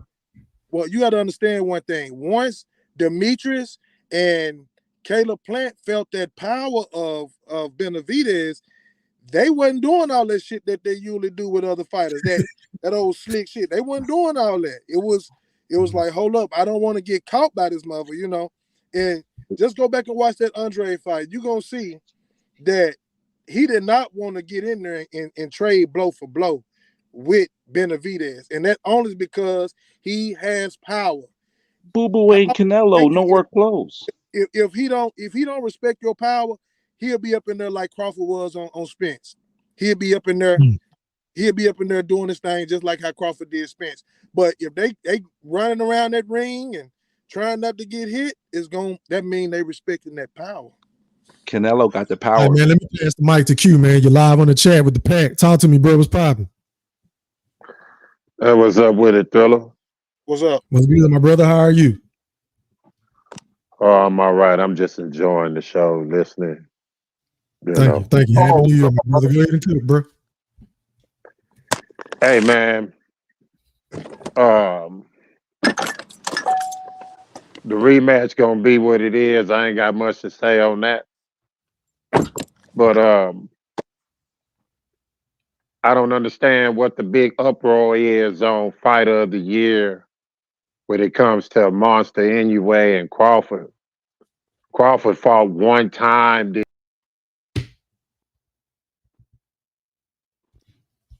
He ain't fought 2 tomato cans. He ain't fought 2 motherfuckers that's supposed to been shell up. No. He fought motherfuckers in his prime. One that was undefeated. They gave Fighter of the Year to the right person, man. You know, just accept that. It is what it is. Bud had a decent run, but take a little more than that. That's it. You know. Everybody in the uproar for what? We're going to see the rematch. We're at 154. All right. No. I got you. So, Q, let me ask you a question. Who on Inoue resume was in the top 5 pound for pound? Shit, nobody, but shit, Fulton was cracking the top 10 when he fought him. Top 10 ain't the same as being in the top 5, though, Q. We know what stock you put into Errol, right? And that's facts. But if Crawford would have fought one more person that year, somebody that didn't even have to be in the top 10, that would have been enough. But the fact is, he didn't. He only fought one time. Lay off. What we call it? Long layoff. Yeah, long layoff. But Q. Yeah, I mean, it really wasn't by choice, though. But, you know, it is what it is, bro. Man, it is what it is. He wouldn't have been no layoff. He fought twice in 1 year. If you want to be technical about it now. Oh, really? Because we really could have put December the 9th into January. Is that what we finna do? December the 10th to December the 10th. January the 1st. We finna put that to January the 1st. Is that what we doing? No. I'm just saying. Is that what we doing? Nah, bro, you can't do that. You're reaching. Because if you do that, then we can say Inoue was undisputed in 2 different divisions. Because he did it in 13 months, but we can't do that. I can't argue. It got to be fair both ways. That's what they're saying. They're saying Inoue did it in a year time. So he did it in 13 months. It was 13 months. So I can't count the other undisputed. They got nothing to do with this year. All right, then. So that's what they're saying. But you know what he did do? He cleaned out the whole division in 1 year. Time out real quick, fellas. I got some more people that want to speak, man. Let me go out to Mitch Hennessy, and then I'm going to go out to General Big Fish, and then I'm going to go out to Brooklyn. I see you can cut your cam off and mute your audio. I'll bring you on. You third in line, my brother. All right, man, going out to Mitch Hennessy. You're live on the chat with the pack. Holler at me, bro. You got 2 minutes. Pop your shit. Happy New Year, fellas. Happy New Year, my brother. So, I look at Fight of the Year, and this year, it's kind of like the wood. That, you know, Bud got Alicia. Everybody else just got other people. You know what I'm saying? So, you know what I'm saying? I got Alicia. I got the baddest one in there. You know what I'm saying? Whereas you guys, y'all got some threes and fours, y'all got a lot of numbers, but I got a dime with me. So Bud is fighter of the year. Uh, David Benavidez, Canelo. I got David Benavidez, man. I think that I was impressed with the Andrade. I think Andrade is. He showed. I think he showed up. He just got beat. That's what. It was a difference with that. When you show up and get beat, you get beat. Whereas like Charlo, he didn't even try. You know, he got a lot of light touches. You know, David Benavidez, I could argue would be Canelo's first prime fighter that he's faced when he fought him. Triple G was old. Mayweather was old and beat his ass. Cotto was old. Caleb Plant ain't never been shit. He needs to send Kenny Bayless a Father's Day card because he the one saved him from getting the knockout. Because every time David Benavidez got to working on him, oh, hold up, let me stop the action. Hold up, let me help you out. So he probably need to send Kenny Bayless a Father's Day card going forward. Who else? Canelo, he don't got a great gas tank. Everybody talked about this power, and I'm just trying to find it because the only time I see him really start somebody is Khan. I don't really what was that? Kovalo. We know what that was. We're gonna play games. We know Yeah, a what lot of that people feel was. like he took a dive that fight. You know what I'm saying? We're gonna play games with it. Yeah, they say he took a dive. The terms of how the fight happened was trash, but he sparked them out. Come on, man. Go ahead, man. Finish your points, bro. So I'll leave it there, and we can chat. Once we get. And then another thing with this, the historian in here, did Ricardo Lopez ever win Fight of the Year? Y'all remember him? 50. He like 52 and 0, 51 and 0. He was around Money Mayweather them time. He was in the lower weight classes, and he was kicking ass. But we never gave this credence to him. I wonder why. Y'all go ahead though with the next. Okay, then, man. All right, man. Going out to the General Big Fish. You're live on the chat of the pack. Talk to me, big bro. What's popping? E3 was good, man. Hey, man, I can't call it, man. In Brooklyn, you up next, bro, after General. Go ahead, General. Pop your shit, bro. The point I want to touch on first and foremost is that I'm tired of all these Terence Crawford fans constantly crying. They want the world for this man, and he do not deserve it. Oh, my God. Okay, E3, I noticed you didn't interrupt this man when he was just talking about Canelo fought people past his prime and all of that. Did I just not hear that?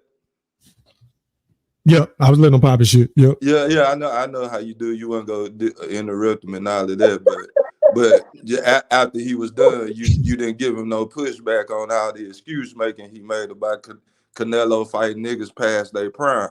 Okay, therefore, y'all want a motherfucker named Terence Crawford to win Fighter of the Year in fighting one fight that year versus a man fighting multiple champions in the year.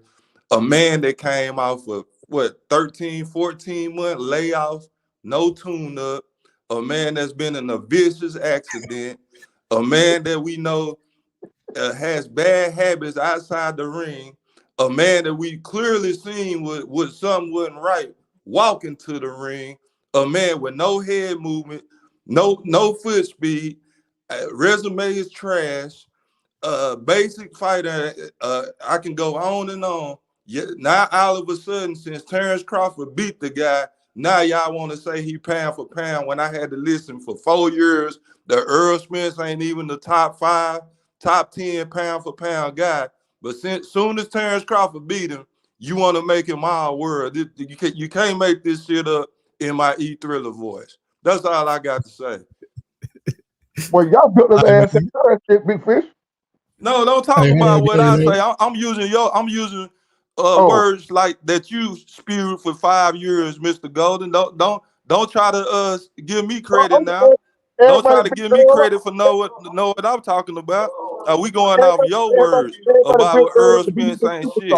So if Errol Spence ain't shit, how the fuck y'all expect Terence Crawford to be Fighter of the Year by me beating a man that was a complete and utter shell of himself? Y'all pathetic. All right, man. Let me pass the mic to Brooklyn. You're live in the love chat, you too, bro. bro. You got 2 minutes, bro. Go ahead, Brooklyn. Yeah. I'm gonna try to keep this real fast and simple. There was basically two, maybe three elements that was working against Bud Crawford versus Inoue. The first one I'm gonna say is hold on. Time out. Is this AC? Yeah. Ah, shit. You switch your name up on me. What's up, bro? Go ahead. Pop shit. Yeah. So basically, these are the real life elements. Inoue has ESPN still behind. ESPN. Let me finish. ESPN is the biggest sports entity in this country, hands down. Inoue went from moving up, knocking out Fulton, and then stopping the last guy he fought. He did that all in 1 year. Got to give him credit. For Terence Crawford, you got to give him performance of the year. You got to give him the fact that he was the first to become 2-time undisputed in this 4-belt era in the 2 division. So if Bud Crawford might have had a bigger machine behind him, he might have gotten it. And if the rematch would have happened in December, that would have those 2 things right there would have sealed the deal for him. It still would have been a toss-up between Bud and Inoue, because Inoue did his Inoue. Hold up. Is this AC? Yeah. Hold up. Yeah. Ain't you the one? Hold up. Ain't you the one that was telling everybody that Jay-Z ordered that hedge fund and that Jay-Z was trying to buy into Crawford? Wasn't you going around telling brothers that? I was telling y'all Jay-Z had Rock Nation that also had brought on Andre Ward. But that's a different conversation. We ain't talking about that right now. You feel what I'm saying? Because hold up. You said that but that's Jay-Z, Rock Nation. We're not talking about that right now. Bought into Bud Crawford. We're having a different conversation. What year was that? We're having a different conversation. Yeah. But the point I'm trying to make while I hurry up and land this plane is that I'm not mad at the choice of Inoue becoming undisputed. There's a strong argument by many of his fans and not so many of his fans and just pure fans of boxing that he deserved it because of what he accomplished in 1 year, which the title is the Brooklyn way, brother? Not performance of the year. Like a motherfucker. Is that the Brooklyn way? All right, Brooklyn is whack. Because I'm asking you a question on what you put out there that you got these brothers following, listening to that bullshit that came from you. It didn't came from me. That's fact. Right. Because it ain't no fact. Rock Nation got out of the business of boxing. 1,000. We're nothing but gentlemen. This is just boxing. This is just boxing. It ain't a lot of emotion. You're too emotional right now. Go change. What year? Ain't no emotions right here, Playboy. What year? Let's have a conversation. All right, well, let's have a conversation then. What year did Rock Nation supposed to be quote unquote even still in the game of boxing? Well, they was in the game when they picked up Andre Ward and did a lot of promotion for him to build up the Kovalev fight. What year was that? What happened? You quiet? Your mic don't work? No, my mic works fine. I say, what year is that? Okay, but that's a fact, though, right? You're not going to deny that that's not a fact. What's a fact? They also was willing to work with Clarissa Shields when she first came in the game. They offered to help Bud Crawford, and this is where even me and everybody got into a bit of a contention. Was I made the connection between Jay-Z, Rupert Murdoch. Bud Crawford also has that same connection with Rupert Murdoch with an investment into his company. That's in what year though? I don't remember the year. Off the top of my head, I don't remember the year because my mind my mind wasn't there when I came on this channel to talk about that. I was talking. I was going to try to keep it, within the scope of the topic, Fighter of the Year, and Errol coming out of nowhere saying he returned. I'd just like to know return from what. But that's where my mind was. It wasn't on trying to go because back. Rock Nation had then got out of the business of boxing. You know that, right? What happened? I say, that Rock Nation then got out of the business of boxing. You do know that, right? Rock Nation still exists. Wait, I know. Not in the business of boxing. They don't. They still in sports. They deal with LeBron James. So it's not about boxing. It's about being in sports. The business of boxing, Rock Nation does not exist. Okay, that's what your mom said. No. That's what's on paper. That's what's on Google. Okay, sometimes Google is wrong. Oh wow! So Google's wrong and you right. I'm not saying anything. I know this for. So I'm just gonna say, damn, what Google's saying, just believe it. I know Brian. I know Brian, and that's where I'm gonna leave it. I know Brian personally. He represented me on a deal that I was doing, and this had everything to do. Brian on business. Do you know Brian? Shit, I'm trying to find out who Brian is. You know Brian? All right, just Brian. Yeah, I know him. I don't know. No, I know that. Nigga say he know. That nigga say he know Brian. I know the Aki. I'm just saying you gave out false information, and them niggas that wanted to go with them bullshit ass talking points, they rocked with that bullshit, and they were getting their ass ate up in debates like you niggas normally do. Get ate up in debates because you niggas be coming out with false information. Shit that don't be true. Start a channel, and then I'll come on your channel, and I will cook you every day you have an open panel. You can't cook nothing because everything you got gonna be fabricated. Okay, I'll make it Google, nigga. You gonna go against Google? I'm gonna make it real against Google. Like consummate. Out of there.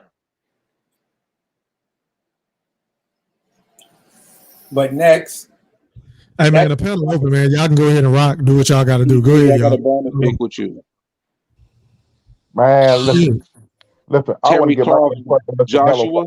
Hey, one at a time, man, because I can't hear what Brimley's saying. If you talking to Goldie, go ahead, Brim. Terry Crawford, Anthony Joshua, the actual heavyweight with the best resume. The one that actually showed improve in water, which did not show improve anything, which I knew from Jump Street that would happen if them two fought. He would get sparked out by Joshua. But you throw shade on him. I'm not trying to save Joshua, but he's the third best heavyweight, and Wilder may not even be the 10th right now. But bro, you're bragging. Wait a minute, you're bragging on a heheavyweight era that sucks. That's my point, Brimley. What is there to brag about? I'm not bragging on Wilder. I'm not bragging. AJ. That's the difference. I'm not bragging about either one of these motherfuckers. Okay, that's cool. But every time I say something that's factual about something you say, I'm over here saving. Why they didn't fight the first time? King?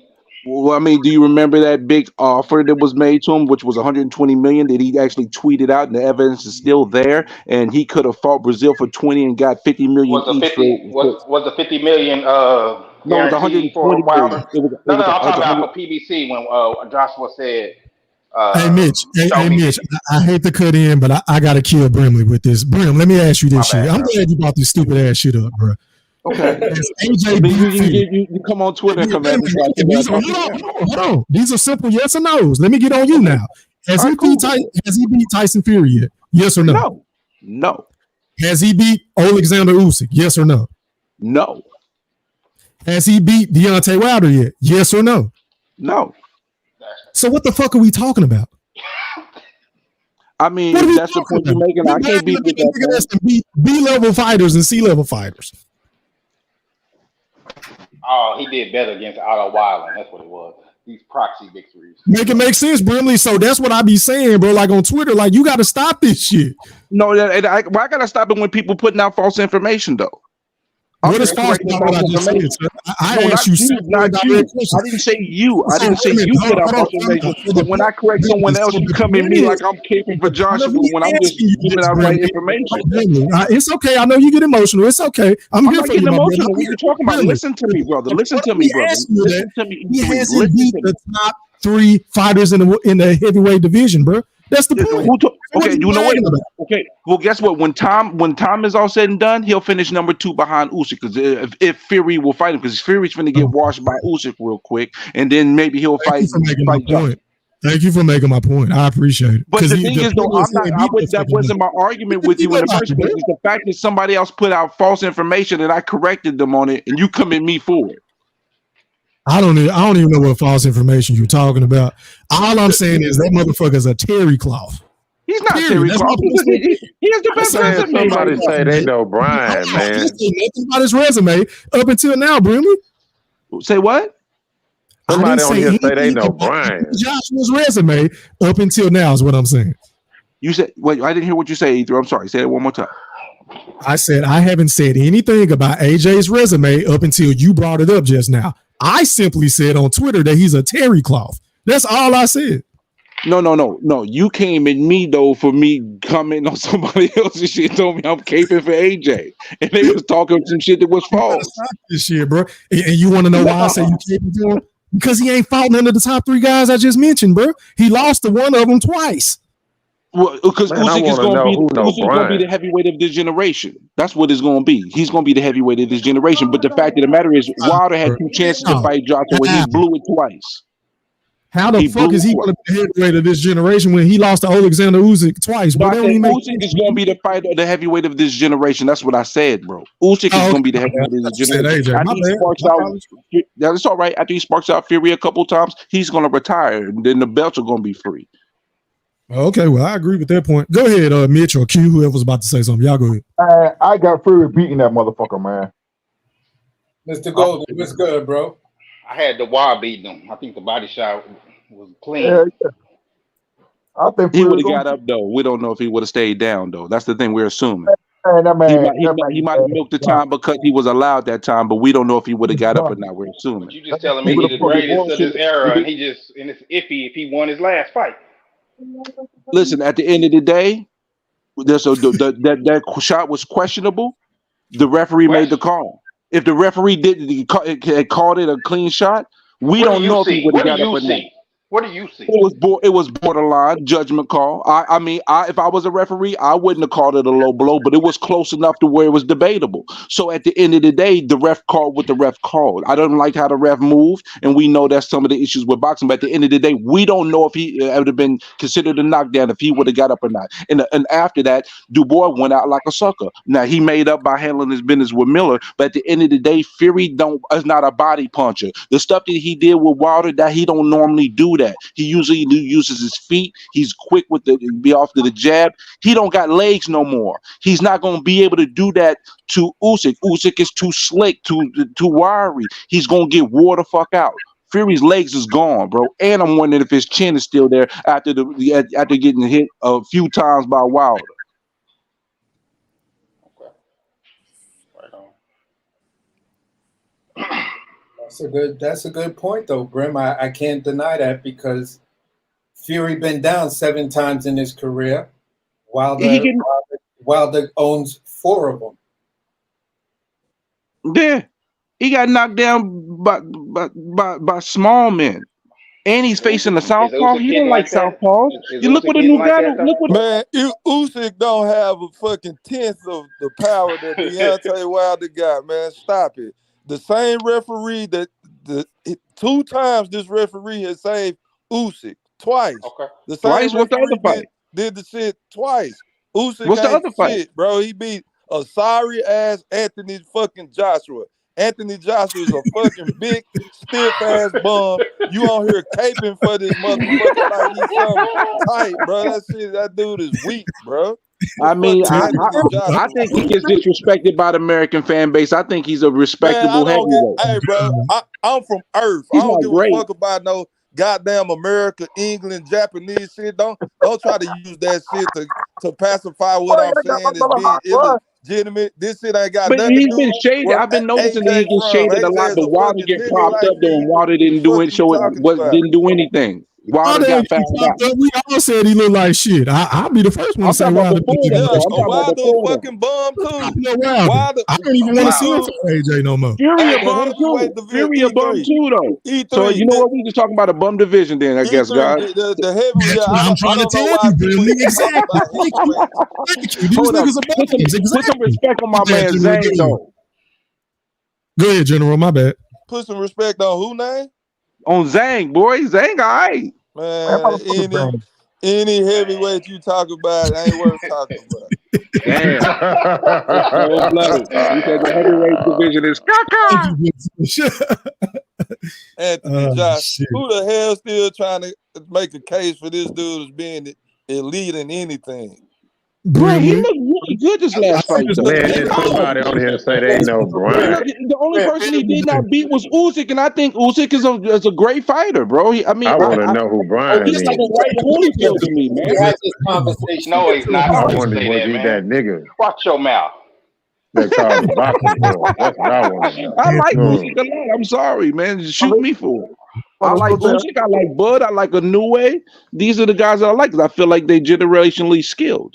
So, boy got them Usyk? big personality. You said Okay, let me ask you this. Let me ask you this. Hold on, let me ask you this. Do you think Usyk is very skilled. Whether you think of him or not, he is very skilled. do you think anyway will beat Rigo in the Rigo of 2013, Rigondeaux? He got a lot of pop, bro. It'd be interesting Like how though, he because he's open for the left hand though. That's the one thing about Inoue. He's open for a left hand, but Rigo don't got enough power to keep him off of him. That's the thing. What? Rigo don't got power? At what? Not enough power to keep him Man, off of him. power, Rigo bro. had What good. are you talking about? Brim, you man. just say that, man. Brim drunk, man.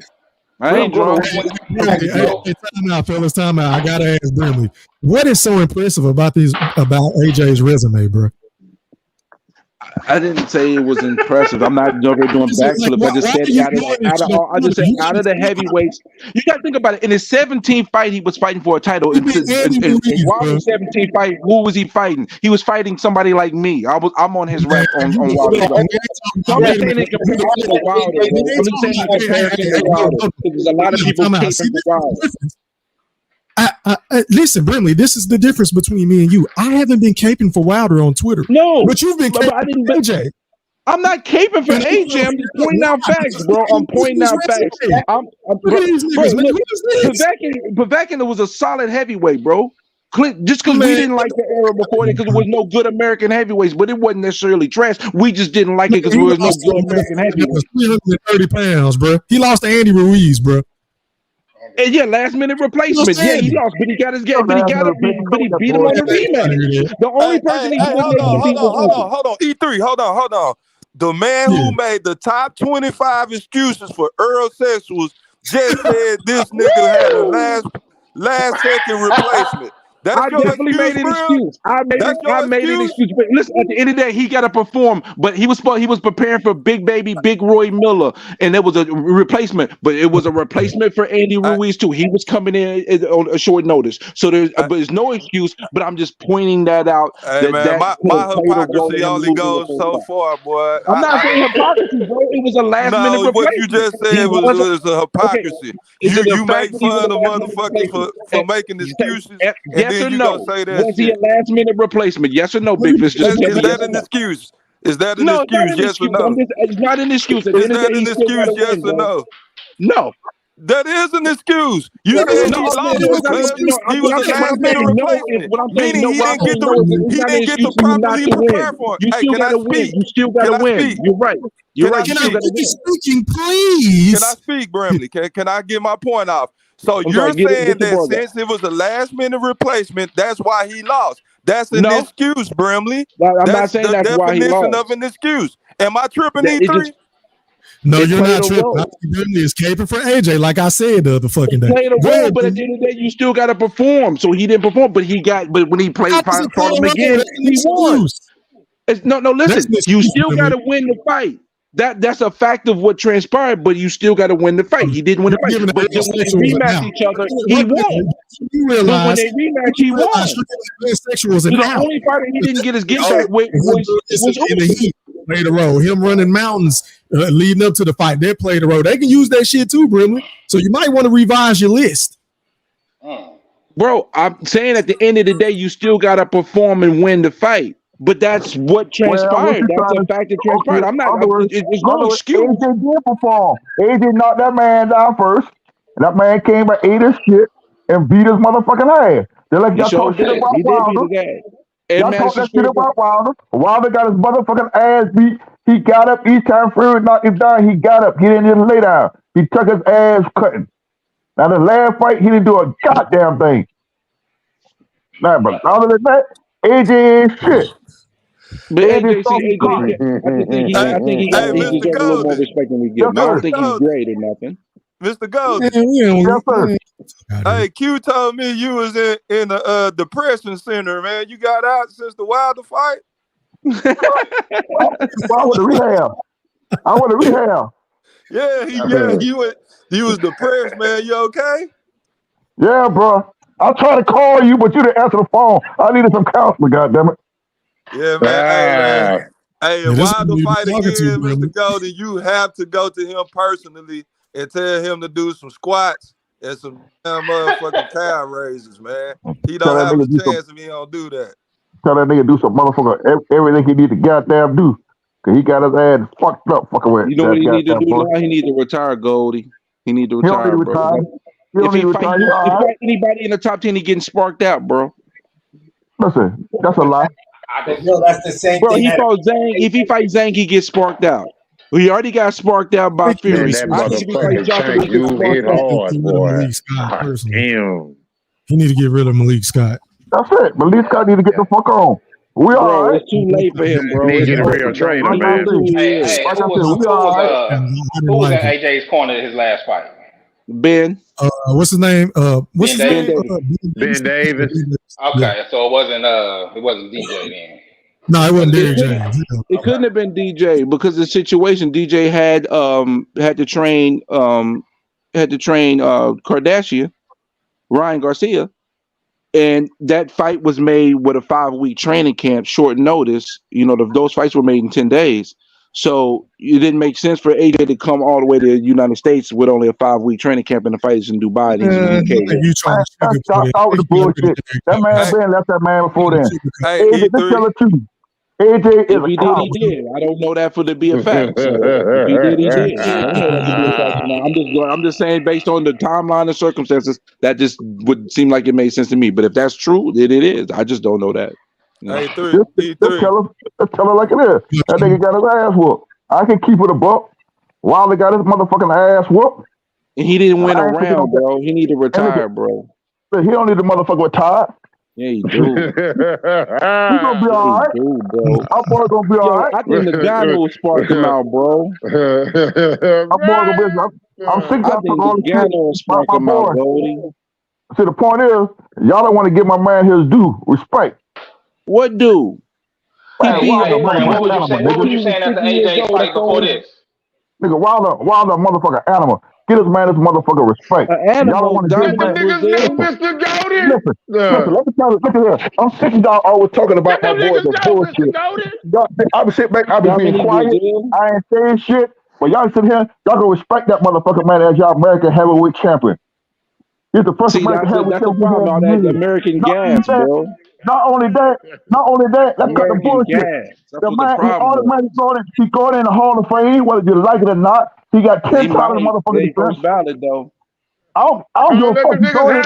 Golden. I don't give a fuck. He's going there. AJ not going there. AJ not going there. Who ain't going there? AJ ain't going there. AJ a 2-time heavyweight champion, wanting to work on a third.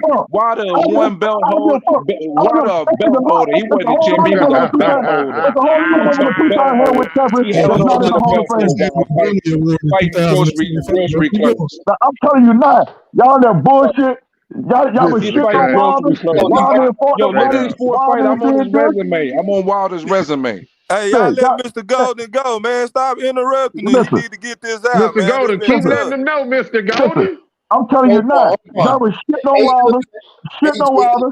All the motherfuckers that had them goddamn belts, when they had them belts, they didn't want to fight Wilder. Bullshit. They ran like a motherfucker. Hold on, Mr. Golden, hold on. They Man,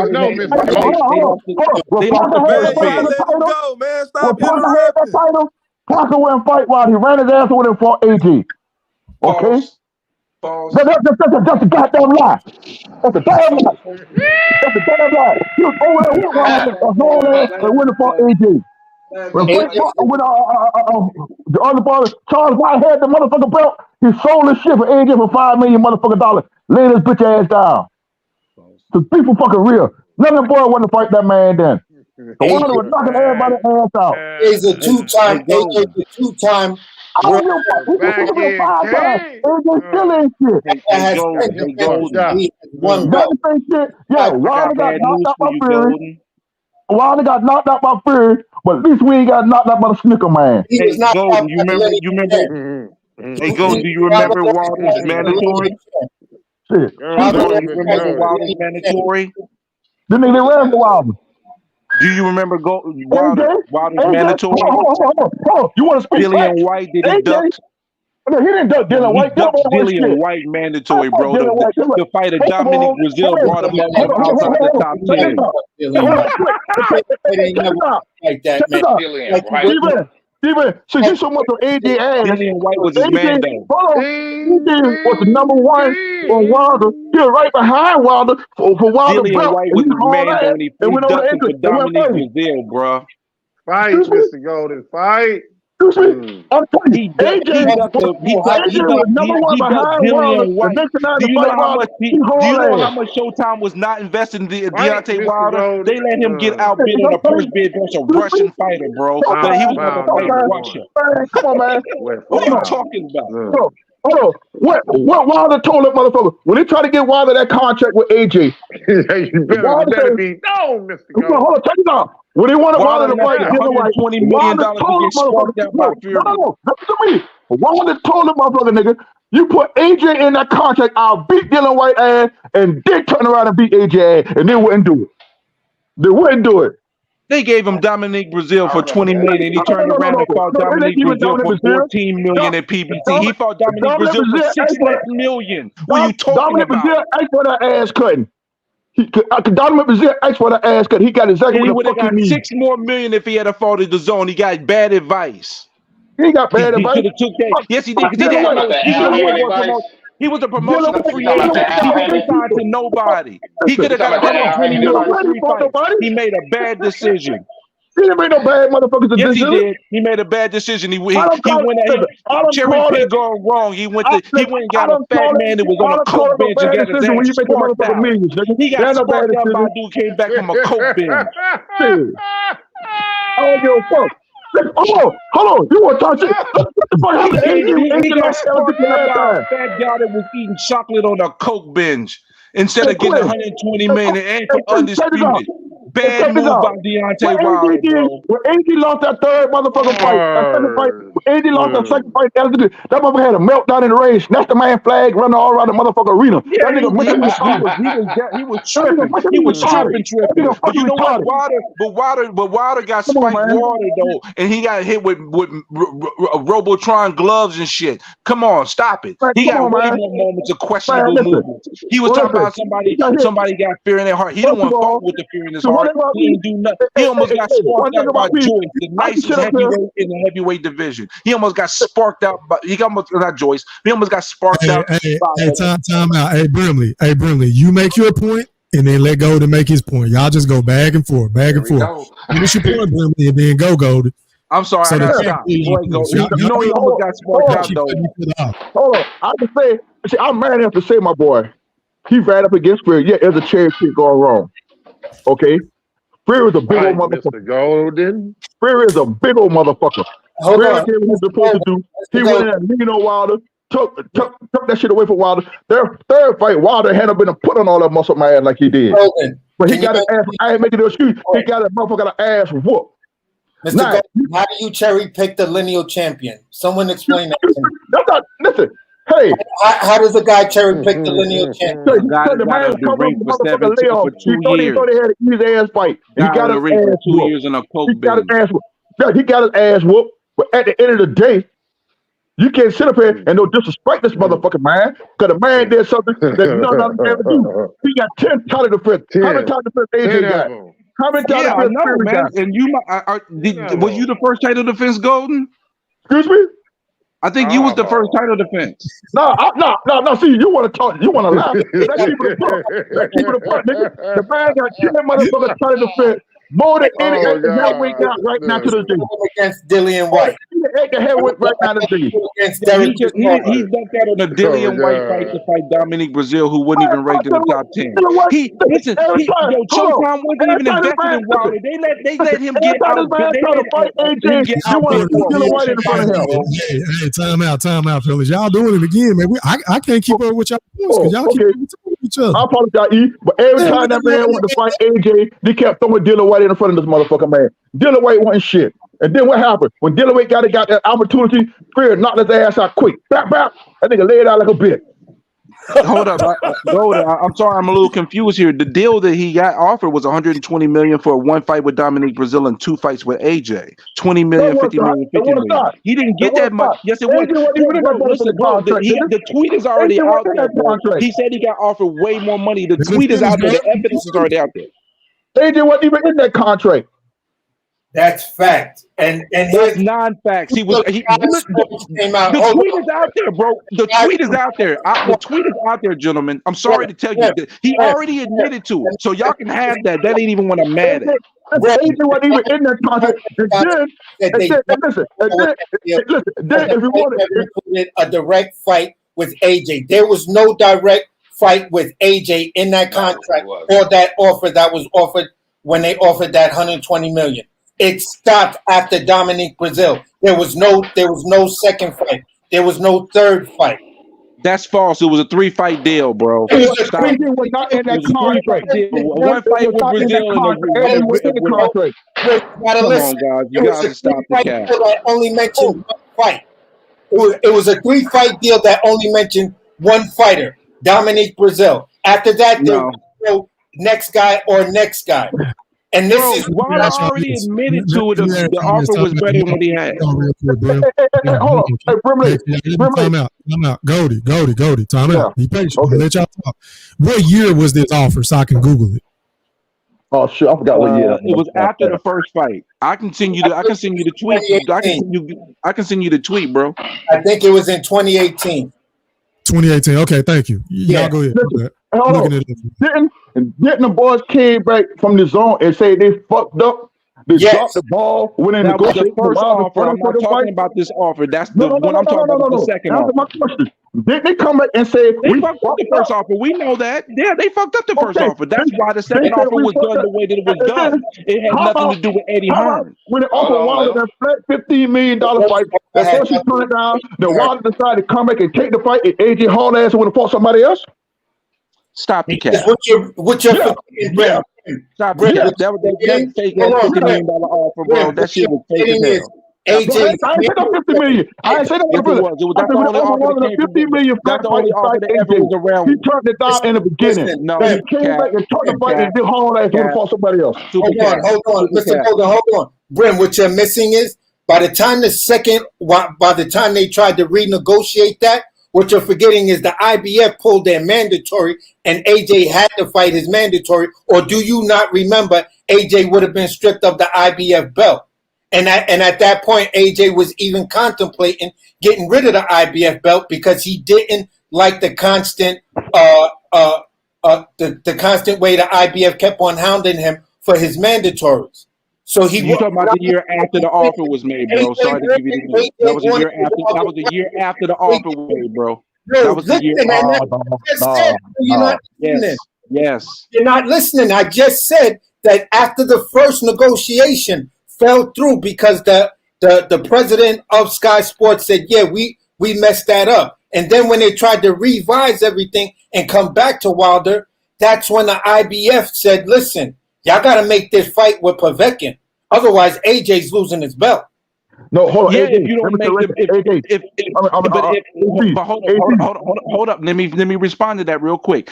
If Wilder had accepted that offer that was better than what he got to lose to Fury, because I'd be able to accept inside. No, Let me finish. brother. Fury Let wasn't me even in finish. the Okay, picture then. I'm gonna let Fury y'all wasn't talk. I'm even gonna in be the quiet. picture I'm gonna let then. y'all just talk. I go figure my points. Go ahead, keep going. Fury wasn't even in the picture then. What I'm getting at, when they offered Wilder that flat fee to fight AJ, Wilder turned it down at first. Then Wilder came back and accepted that flat fee. That's when the IBF came with that bullshit. He got to fight this mandatory. But Wilder said he accepted. That was the first mandatory. Wilder said, I would take the low end in the first fight. When I whoop AJ ass, I get the bigger part of the put game. And AJ talking about, no, you beat me, I want 50-50. Fuck that bullshit. The deal you talking about, Mr. Golden, was 9 months earlier. When he had fought Povetkin, that's because the deal that was offered to him from Sky Sports, not DAZN. Sky Sports offered that deal. It wasn't a DAZN deal. They just wanted him to sign to DAZN so DAZN can air those Wilder fights. Yeah, Wilder would do that. Basically, Wilder was a promotional free agent and he was advised incorrectly because what ended up happening is Showtime. Can I finish making my point? I was quiet so y'all can make your point. Can I please make my point real quick? And then I can go back on mute and let y'all talk. Fucking ass. Please, please. Please, Louise. The thing is, when he did not take that $120 million offer, right?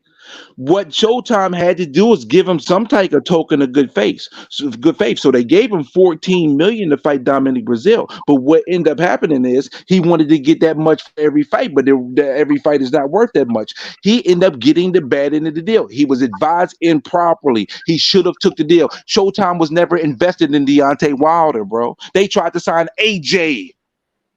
They never signed Wilder. They tried to sign AJ. When y'all gonna get your shit together and get your facts straight? Hey, hold on. Can I step in on that one?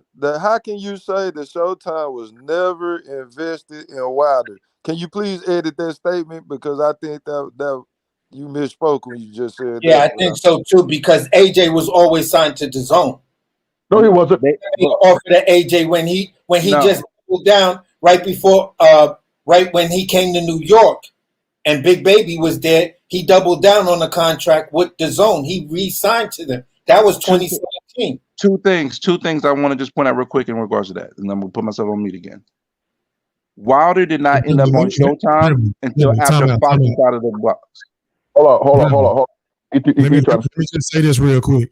Hey, Deontay Wilder team makes a $50 million offer to Anthony Joshua for a 2018 super fight. So you can't really say Showtime wasn't investing in Wilder, bro. But go ahead. That wasn't Showtime.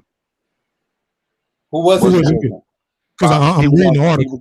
He was on Fox at the time, bro. He wasn't a Showtime fighter. Okay. They interchangeable, right? He was. First of all, there's two different companies, bro. How can you not say? I know, but PBC was with both of them, though, right, bro? That's PBC, man. Stop. Brimley think he being slick. Not Showtime. Because I'm gonna let y'all have that because y'all don't understand that dynamic. So I think if I try to explain it to y'all, gonna twist them right. No, it's not. Fox is not Showtime. Showtime is not Fox. It's two different companies. They had two different deals, bro. PBC was brokering everything with the fighters with both of the companies, so it's all the same shit when it comes down to it, bro. You're being technical, bro. I'm being technical because it is technical. It's not the same, but I'm gonna let y'all have that. And second, before Joshua signed with DAZN, Showtime made a bid for Joshua, but he made so much money off of his first championship fight that the offer wasn't enough to meet his demands because he was already the cash guy. Hey, but you're trying to spin it like Wilder had no worth and nobody was invested in him. I'm not spinning it. I'm saying Showtime was not invested in the Deontay Wilder business. They wasn't. Showtime was not invested in the Deontay Wilder business. They did not get involved in Deontay Wilder until PBC brought him over because Fox was done with PBC. Yeah, Deontay Wilder, he carried PBC and Showtime. He was the cash cow of that motherfucker. He was not on Showtime. He was on Fox. How Man, many times I'm gonna stop tell you that that? bullshit, man. It's You not talking bullshit. nonsense PBC brokers by that deals saying with that, bro. He was with these PBC networks, and the and networks Al pay Hammond, them. so That money it's they the pay them fucking goes to those same, bro. fighters. It's He the was Listen, same. on Fox, not Showtime. here's an actual That's fact. a fact. Wilder was in the top 5 best had the best numbers from Showtime viewership wise. When his fights would air on Showtime, he would always break 1.5, 1.8 million just to watch it. Just people just tuning in to watch the Wilder fight. They may have a fight card, but the numbers always skyrocketed when Wilder came out to fight. That's The need for a heavyweight, American heavyweight. That's what it's all about. No matter how flawed he That's an was, which we excuse. all agree. See That's what how that you is. come. Hey, America hold on. overhyped Wilder because we had a need for a heavyweight champion. That's all. That's all I'm saying, bro. Hey, see, you just brought up. You just brought up a plausible fact. I haven't fact checked you, AC, but you hear how he just go with the excuse because he's an American. This and that, man. Come on, Brent, with the excuses. That's That's not an 2-in-1 excuse. show, man. What Stop other it. great American heavyweight do we have, bro? They listen. They had him fight 33 fights against nobody How to do get him you so know? they can have a champion in Hold on. America. That's a fact. Hey, did AC break down the demographics on who watched that? How are you making the But the problem assumption? is he's breaking Hold down on, no, demographics when he let me wasn't even on speak. Showtime. Hey, He was on you just, Fox. hey, why you interrupting me, Brim? Can I speak until I get to my period? Thank you. You're making the assumption that you just know that that everybody with a Showtime subscription is a fucking American. You're trying to make this shit be how you want it to win your argument. Bottom line, Deontay Wilder is one of the best commodities in boxing right now, and 5-6 years ago he was. Stop it trying to make people think that's listening that Deontay Wilder wasn't associated with Showtime, Fox, and the PBC, bro. All that shit was under one umbrella, bro. It's 2 different companies. Okay. We All know right. that. So hold But on. they Let was me get this out. connected through Al Heyman. There you Wilder go. performed under both banners, bro, and they put money behind him. What you're saying is false. No, it's not. And misleading. It's not misleading either. Hey, Bram, did Spence not say at that press conference, I fight for Showtime and Fox, not ESPN? Thank you. Exactly. I was waiting for somebody to say that. Thank you. Yeah, I was all one umbrella, like I was saying. Yeah. Cut the shit, bro. You gotta stop. Every fighter has different terms, brother. But I'm gonna let y'all have that. Respectfully, though. It's not gonna be the same for every single fighter, bro. Every fighter has a different deal. Deontay Wilder was never at the time when he was offered that deal. He was a promotional free agent. He was signed to no one. When he was That's a fact. That's a fact. That's different from you saying that that Showtime never put any money behind it. You're moving the goalposts, Bradley. You're moving the goalposts. That's not moving the goalposts. Boots Ennis was signed by Showtime. You Boots just Ennis was changed your signed point. by Showtime. The initial point. The initial argument was that Deontay Wilder wasn't backed by Showtime. They didn't put no money behind him. That's what you said at first. Now you're changing it up because you're losing the argument with facts. The money was coming from Fox for AC just Deontay Wilder, hit you not with facts. Showtime. E3 just hit you with facts. And I can't Y'all think of who else that was just hit you with facts. Y'all trying to just take Showtime and Fox and put it all together on the same gumbo when it doesn't always operate that way. But I'm gonna let y'all have that. Errol Spence said that shit. Errol Spence said it, don't make it a fucking fact. Don't make it the same way for every single fighter. Every single fighter don't have the same fucking deal. It's not a one size fit all. It's not a one size fit all. This is the business of boxing. It's not one size fit all. You can stop this emotional debating. It's not one size fit all. Emotions don't win debates. Going on. It's not one size fit all. Every Wait a single minute. fighter Okay, is so not wait a minute. signed to the same fucking deal. Okay. Come on, guys, use your head. But everybody always holler Fox and Fuck Showtime. what Errol Spence said. You know why? Because every fighter has a different type of circumstances. It's not one size fit all for every fighter, bro. Emotions, bro. Debating emotion. Hey, can I ask? No, I'm not dating for emotion. Hey, Y'all just trying to start emotion when y'all trying to discredit my actual facts. Hey, Bradley, can I ask you 3 questions? Can I ask you 3 questions, bro? Is Errol Spence and Deontay Wilder associated with Al Heyman? Yes, they are. Have we seen Errol Spence and Deontay Wilder fight on Showtime? When did you see Deontay Wilder fight on Showtime? Hey, you added in the When, question. no. You're gonna get context to when did you see him fight on Showtime? When did you see Deontay Wilder fight on Showtime? Hey, When? you didn't. Hey, Brim. Hold on, y'all. Let me. Brim, I answer your question, but when he fought you didn't say. You didn't say. What year was that? Hey, hold on, Brim. You didn't put a timeline on when you said Showtime didn't put no money behind it. You just made an open air statement. Y'all not listening to me. Y'all not listening to me at all. You know why you're not listening to me? I listened to you. Showtime wasn't in the Deontay Wilder business until Fox wasn't. Bro, this is a golden cut. So yes, Brim, yeah, 100% right. Deontay Wilder's first fights when they were airing were all on Fox. Then he got the Showtime. Then he got the Showtime deal. Stavern 1 and Stavern 2 was on Showtime. All the way up to him fighting Luis Ortiz was on Showtime.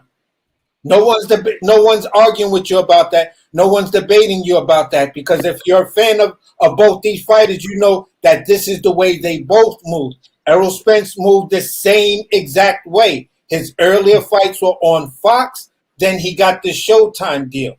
Fox Sports 1 or regular Fox.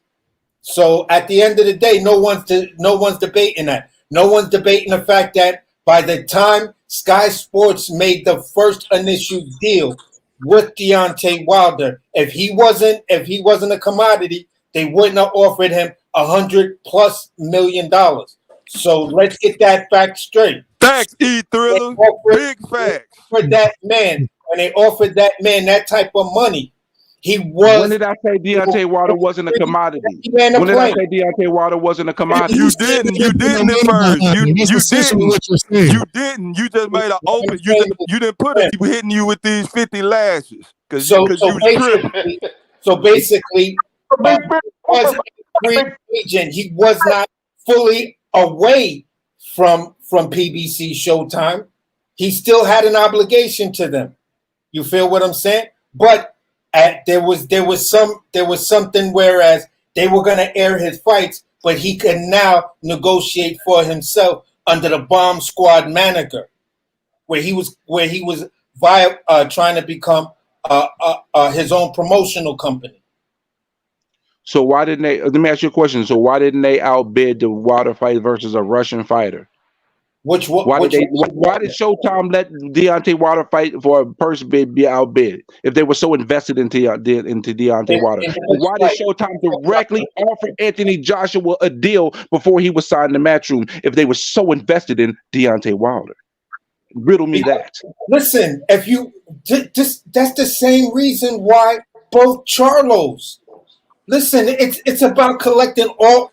It's about having that. If you play spades, it's about having a trump hand. This way you could just keep dropping shit on niggas. That's what that's about. It's a power move. If I got all the product in my camp, then I control boxing. It's just that simple. I could sign Canelo. I could have David your ass off, but and I could have the question.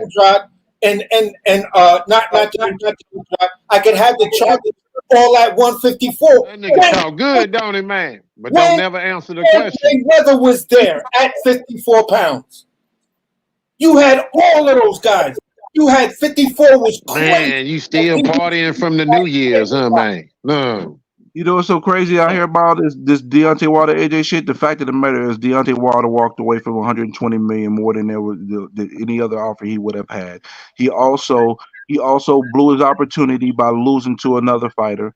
Also, on top of that, there's factual evidence that purse bid that for a Deontay Wilder fight, they didn't even put a bid on it. So if they were so invested in Deontay Wilder, they didn't get invested into Deontay Wilder until Anthony Joshua.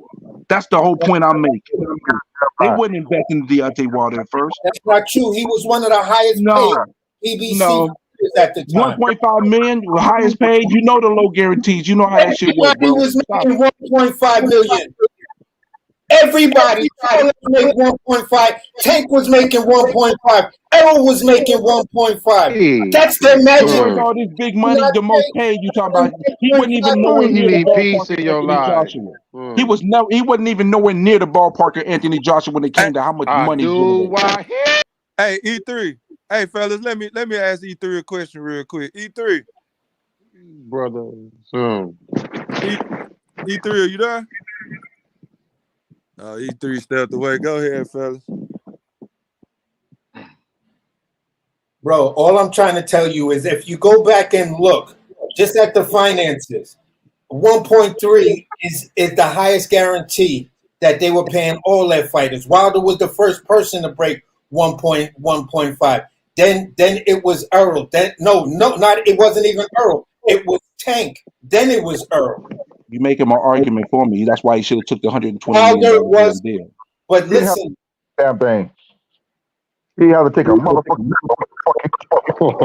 Well, instead he didn't take that. He took an ass whooping for less money. How about that? What ass whooping? Fight, Mr. Golden. Fuck the bullshit. All that yank. He took less money for a big ass whooping. That's what happened. AJ motherfucking ass. He will beat AJ ass. Even the way he looked the other day, he'll still beat AJ motherfucking You don't bitch believe that shit you telling yourself. Check yourself out right now. Stop it, Golden. Like who really is out of Wale? Somebody that might be Deontay Wilder where he stands right now. Otto Wallin best win on his resume before Anthony Joshua was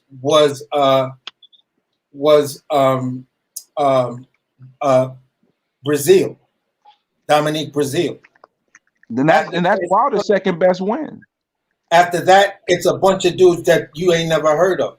Sounds like Deontay Wilder. But then, okay, so let's think about AJ. The people he faced was on the level he lost to. You feel what I'm saying? Didn't the zone sign Tito Ortiz? Luis Ortiz, because Luis Ortiz was AJ's mandatory, what's the name from Eddie Hearn Eddie Hearn gave him the nickname the Boogeyman, and then Joshua winds up ducking the same boogeyman that Eddie. I gotta stop you with the duck talk. You know why I'm stopping you? He was on the side for 6 months. He did one fight, then he left and went to PBC. Stop it. Stop the cap. He was only there for 6 months, bro. He was only there for 6 months. He signed up September 2017 and left the next year. The next year, 6 months later, bro. Hey, Brim, fix your audio, Brim. Brim, fix your audio, bro. Let me reboot back in. My audio be tripping. Hold up. Yo, Brim, Brim, if you're listening, they sat on Luis Ortiz for 2 years. He had no reason to fight Chisora. Chisora wasn't nothing while Luis Ortiz was his mandatory, and he would not fight that guy for 2 years after they signed him. It took the man another year to damn near get out the contract. What are we talking about, Brim? Gotta follow the real facts, bro. Not these Joshua Net facts. Like dead ass, bro. I'm a Wilder fan, and I can admit when he done something wrong and when he lost. But you Joshua Nets, y'all can't admit to nothing. Not even shit. Get him AC. Get him AC. Like that. Joshua, man. God damn, I never heard of that before. Right. Talk about that shit about my boy Wilder. Wilder's the motherfucking best heavyweight we had. Y'all gonna talk that shit about my motherfucking boy. Dude wouldn't even admit the fact that Andy Ruiz beat AJ better than AJ beat Andy Ruiz in the rematch. He wouldn't even admit to that. He was like, nah, but he did. It's like, yo, can you just answer that yes or no? Did Andy Ruiz beat his ass better than he beat Andy Ruiz in the rematch? Yes, he did. Okay, now you admitted it. What do you mean now I admitted? You never asked me the damn question. I remember when you and Sugar J was struggling to answer that question. No, listen. And you ever talking about I'm getting internet facts? It's not internet facts. The fact is that Wilder to turn down more money and also blew the opportunity. He blew the fight twice, bro. Bottom line. How did he blow the fight? Bro, he should have took the 100. He was advised. He was advised improperly, bro. Sign a contract right now. How did he blow it? How did he blow it when he said, "You give me $50 million right now, I'll sign the contract"? What the next day? Then what? Not even the next day. My bad. It was like 3 days later. Wilder drops the jump off with the video saying, "Check your email. The money's in the bag." Then everybody said, "Well, where did Wilder? Like Wilder's the person who's putting up the money. Where did Wilder get that money from?" And then Frank Warren comes out and says, "No, the $50 million didn't come from us. That was a real offer." Frank Warren even co-signed that. And then Frank Warren told you why that fight fell apart. Because of viewership, because the Zone wanted exclusive rights to air the fight and squeeze Showtime out of it. Because AJ, the A side, that A side talk. Don't change the point, Brim. Stay on topic. We not arguing about A side, B side. Stop it. And then they was arguing about guaranteed funds of the $50 million because they didn't even want to believe it at first. Yeah, because but they knew it was real because Wilder told the man, "Check your email. There's an escrow number there." Once the money's in escrow, that means a lawyer had to approve that account. If you know escrow like that. Hey, AC, put the Uzi down, man. Hold on real quick. Brim, stop moving the goalposts on AC kicking your ass, man. Stay on point. We ain't talking about He's taking beating right now. I ain't gonna lie. He is taking an ass whooping. You know what's so funny? Y'all always talking about taking an ass whooping, but the fact of the matter is, it's proof that Wilder ducked out on the fucking $120 million deal. It's proof that he lost the fight and got his ass whooped and lost the chance to fight Anthony Joshua. It's proof that he ducked out on a mandatory of his belt against Dillian White. It's proof that I'm not done. You did all that talking. I'm talking now. Oh my God. It's proof that they got outbidded for a fucking fight, that they were so invested in Deontay Wilder. They didn't get invested in Deontay Wilder until they saw another heavyweight rising to the fucking top because they knew he wasn't the fucking goods, but they put money behind him because they needed an American heavyweight. If it was anybody better, they would have put that person up because Deontay Wilder got found the fuck out because we knew he had nothing but. Why ain't they doing the same for Jared Anderson then? Because Showtime. Because what? Different platforms operate different ways. Different platforms operate different ways. He's about to probably start facing some of the upper echelon because he's ranking, and he's in a lot less fights than Wilder before. Wilder was in 30 some odd fights before he got a step up. Before he was fighting 296 ranked, 450 something ranked guys until his 30th fight. Wow. He didn't fight somebody in the top. He didn't fight anybody in the top 50 till his 30th. So when Jared Anderson gonna ever step up? When you think it's time for him to step up? Charles Morton. Charles Morton is highly rated than anybody Deontay Wilder fought in his first 32 fights. What do you mean? Wow. No, we talking about as far as his latest opponents. When we gonna see him in the ring? The man. How many fights does Big Baby Anderson have right now? And how old is he? I don't give a fuck how many fights he is, motherfucker. Like I tell y'all. Oh, you now it's motherfucker, but Deontay Wilder, they can hold his hand till he's 31 years old, and he got 30 some fights against fucking plumbers. But you want to get it, Big Baby, because he got 17 fucking fights and he's 23 years old. Just spare me the bullshit. Well, didn't one get started later though in their career though? You know. Oh, yeah. Well, AJ got started as late as well. Listen, stop making excuses for Wilder not dedicating himself to the fucking craft and actually getting better as a fighter. Stop being so fucking one-dimensional. That's different from starting though. Dedication is a different argument. Yeah, we see you keep saying we ain't. No, it ain't changing. I'm talking about it all. I'm talking about it all. I'm talking about it all. I'm not changing nothing. I'm talking about it all. Because Wilder was never the fucking goods. That's the whole point. And AJ's the goods. AJ all-time great. That's the way you carrying it. That's the way you carrying it. I'm not carrying it like that. I ain't carrying it that far. I ain't gonna go that fucking far. Yes, you are. No, the fuck I'm not. You got your chest out. In comparison to Wilder, yes. In comparison to Wilder, yes. But in the overall spectrum, no. But in comparison to Wilder, yes. Nah, Oh, man, you got a In Joshua you what got would a way? cash you got out. a you got a gold medalist, a bronze medalist. Wa'd have been jealous of Joshua for how damn long, Mister. I talk one way when you're not there, and then when I'm in your face, I talk differently. There you go. Motherfucker full of cap. Wilder My man, full of fucking cap. Joshua Never the motherfucker paper champion. A weak ass motherfucker. Okay, and you know what? He's a paper champion, but Deontay Wilder was a belt holder. That's what he was, a belt holder. He was more like a cup holder. You put your cup on. That's what he Hey, was. He hey, was just hey, hey, holding the belt. Bram, who was better getting their first title, Stavern or my man he just fought, Big Baby just fought, Charles Martin. Who's better? I'm gonna sit. Head to head. I'm gonna go Charles Martin. So you saying Charles Martin will beat Stavern? Do you not know Stavern was Stavern was nice, man. He beat He Ariola. was pretty good. He was pretty good. Though he was pretty decent. He was decent.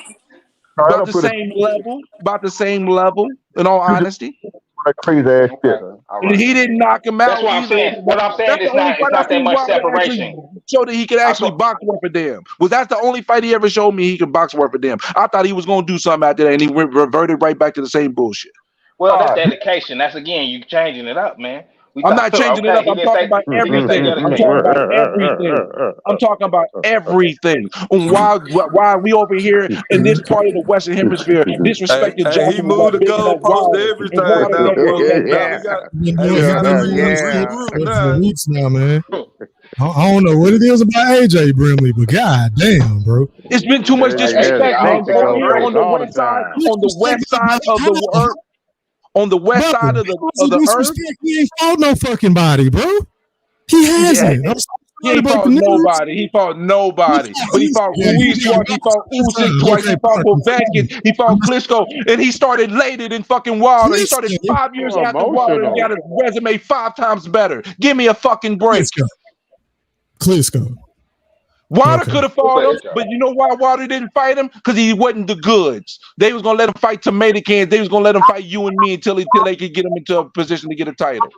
And he was just getting at it. Like I said, every fight at AD won, the pamphlet ain't gonna pay them boys off to get the motherfucking belts, nigga. Oh, they paid him off now. Here we go. Conspiracy going right back at it a fucking again.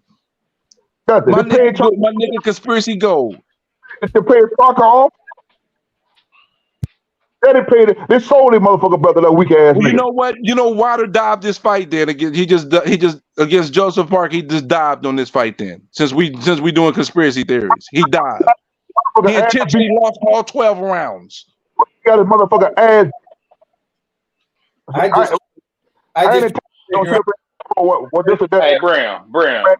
Wilder got his motherfucking ass beat. I'll tell you, he got his fucking ass beat. Well, that the jerky shit he was doing, he didn't need to do that shit. Fuck Malik Scott. Fuck all the ass with that bullshit. Wilder need to get his ass to be more active if he want to continue to box. If not, hang the motherfucker up. That's what he need to do. Up. That's what he need to do. He need to quit because I think if he go back in the ring, he gonna get sparked out. I don't For think his so. health, he should retire. I don't think so. I think he go back and do what he's supposed to do. Be more active. He'll come back and knock a nigga's ass out. Active. He could have been active, but he trying to cash out. He ain't trying to really fight for real. He trying to cash out. He should have been active. All that bullshit. He wouldn't have been active if the Saudis didn't throw a whole bunch of money at him. This was a last minute card. He would have continued to be sitting out. He was looking for one big payday before he bow out. What, that payday was coming from Andy Ruiz? Because I know he was trying to make an Andy Ruiz fight. What happened? What happened? What happened? Andy back that via his daddy. Ruiz priced himself out. That's what happened. Ruiz said he never even sent a real offer. He never sent the offer at all. He said he never sent them an offer. How you know? You know they never. He said he never sent them an offer. He said, I don't know if it's true or not, but he said they never sent them an offer at all. Didn't you earlier? You said fuck what Errol Spence talking about. Didn't you say that? So now why you want to quote a boxer now when it's convenient? We don't want to hear that. Look at you. Look at you. I don't give a fuck about no Errol Spence comments.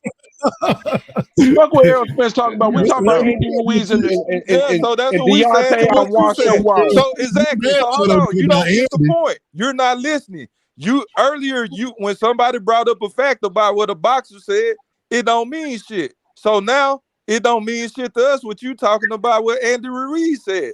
So that's what we saying. Fuck that. Fuck what you All talking right, about. cool. All right, well, you know what? Deontay Wilder offered him. He priced himself out. Let's go with that. Yeah, thank you. Let's go with that. Quote unquote bullshit.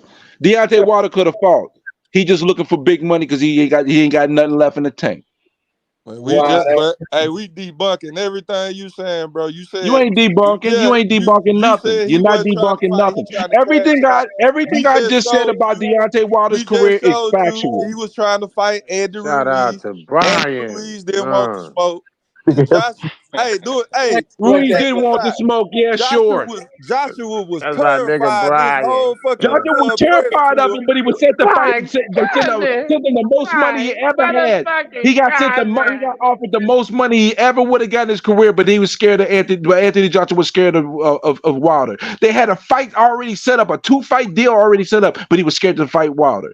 Spare me the deal bullshit. Wilder got found out. It might have been good for him to lose this way, because if he had won this fight and fought Joshua, he would have got sparked out. All right. Hey, Bram. So how did Joshua's fight go with Parker? How did that fight go? Hold on. How did that fight go? Do you remember? I remember in part. Oh, you remember in How part. you remember So you in should. part?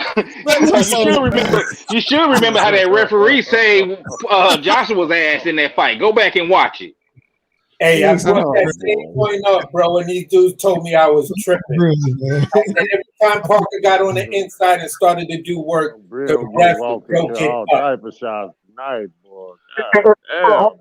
Hold on. Because you're carrying it like he just beat the shit out of Parker and he didn't. No, bro. he didn't beat. I didn't say he beat the shit out of Parker. See, I didn't see y'all putting words in my mouth. I never said That's the way you carrying Joshua right now. He beat Parker. The thing is, it's in counterpunching the comparison shit to out of Brian. Deontay Wilder. It's a comparison. It's not about Anthony Joshua's overall career in comparison to all the great heavyweights. It's in comparison to Deontay Wilder.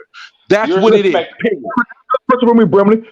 We disrespect we over here on the west side of the world. We disrespect Joshua, and we propped up Wilder. When the truth of the matter, Wilder would never can hold Joshua's candle. Listen. We didn't prop up. We didn't prop up Lennox Lewis until he proved it too. Oh wow! How about that? Hey, Steven, answer the question for me. When Joshua got his ass whooped by Andy Ruiz, what was the first thing he came out of his mouth and said? Tell me. I wish that was Wilder that beat me. I wish that was Wilder I lost to. Damn, motherfucker. But didn't they say something about anxiety attacks or panic attacks in the locker room? Yeah, before he had a panic attack at the time where his pops was ready to fight Eddie Hearns because. So where's that excuse at on your list, Brimley? Yeah, Eddie Hearns. Period. You don't want to talk about like he an all-time great. What happened in the locker room, AC? What happened? Nah, his AJ Pops was telling Eddie Hearns he wasn't ready. Stop the show. He didn't want AJ to fight. AJ was having a panic attack. You feel what I'm saying? And then when the fight, when AJ walked out, that was that commotion that happened in the background because AJ's Pops went after Eddie Hearns. Yep.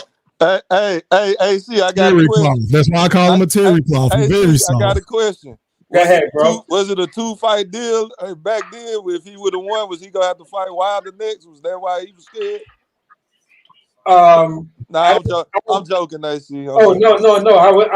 I was actually really gonna answer because all I remember. X1 has always been the way. That's why I'm doing what I'm doing because they always be hating on AJ. It's always been hate on the west side of the west side. We always hate on AJ. Over there, like he left 23 with an ass cutting. Hey, listen, Brimley. I've always been a huge AJ fan when I started, and I was always an Errol Spence fan. But when I started to see that there were channels saying some unfair things about both Bud and Wilder, that's when I just started saying, you know what? I got to defend the other guy just as well, which then started me to really notice that at the end of the day, for the same reason why y'all say Wilder, whatever, it takes two people to make a fight.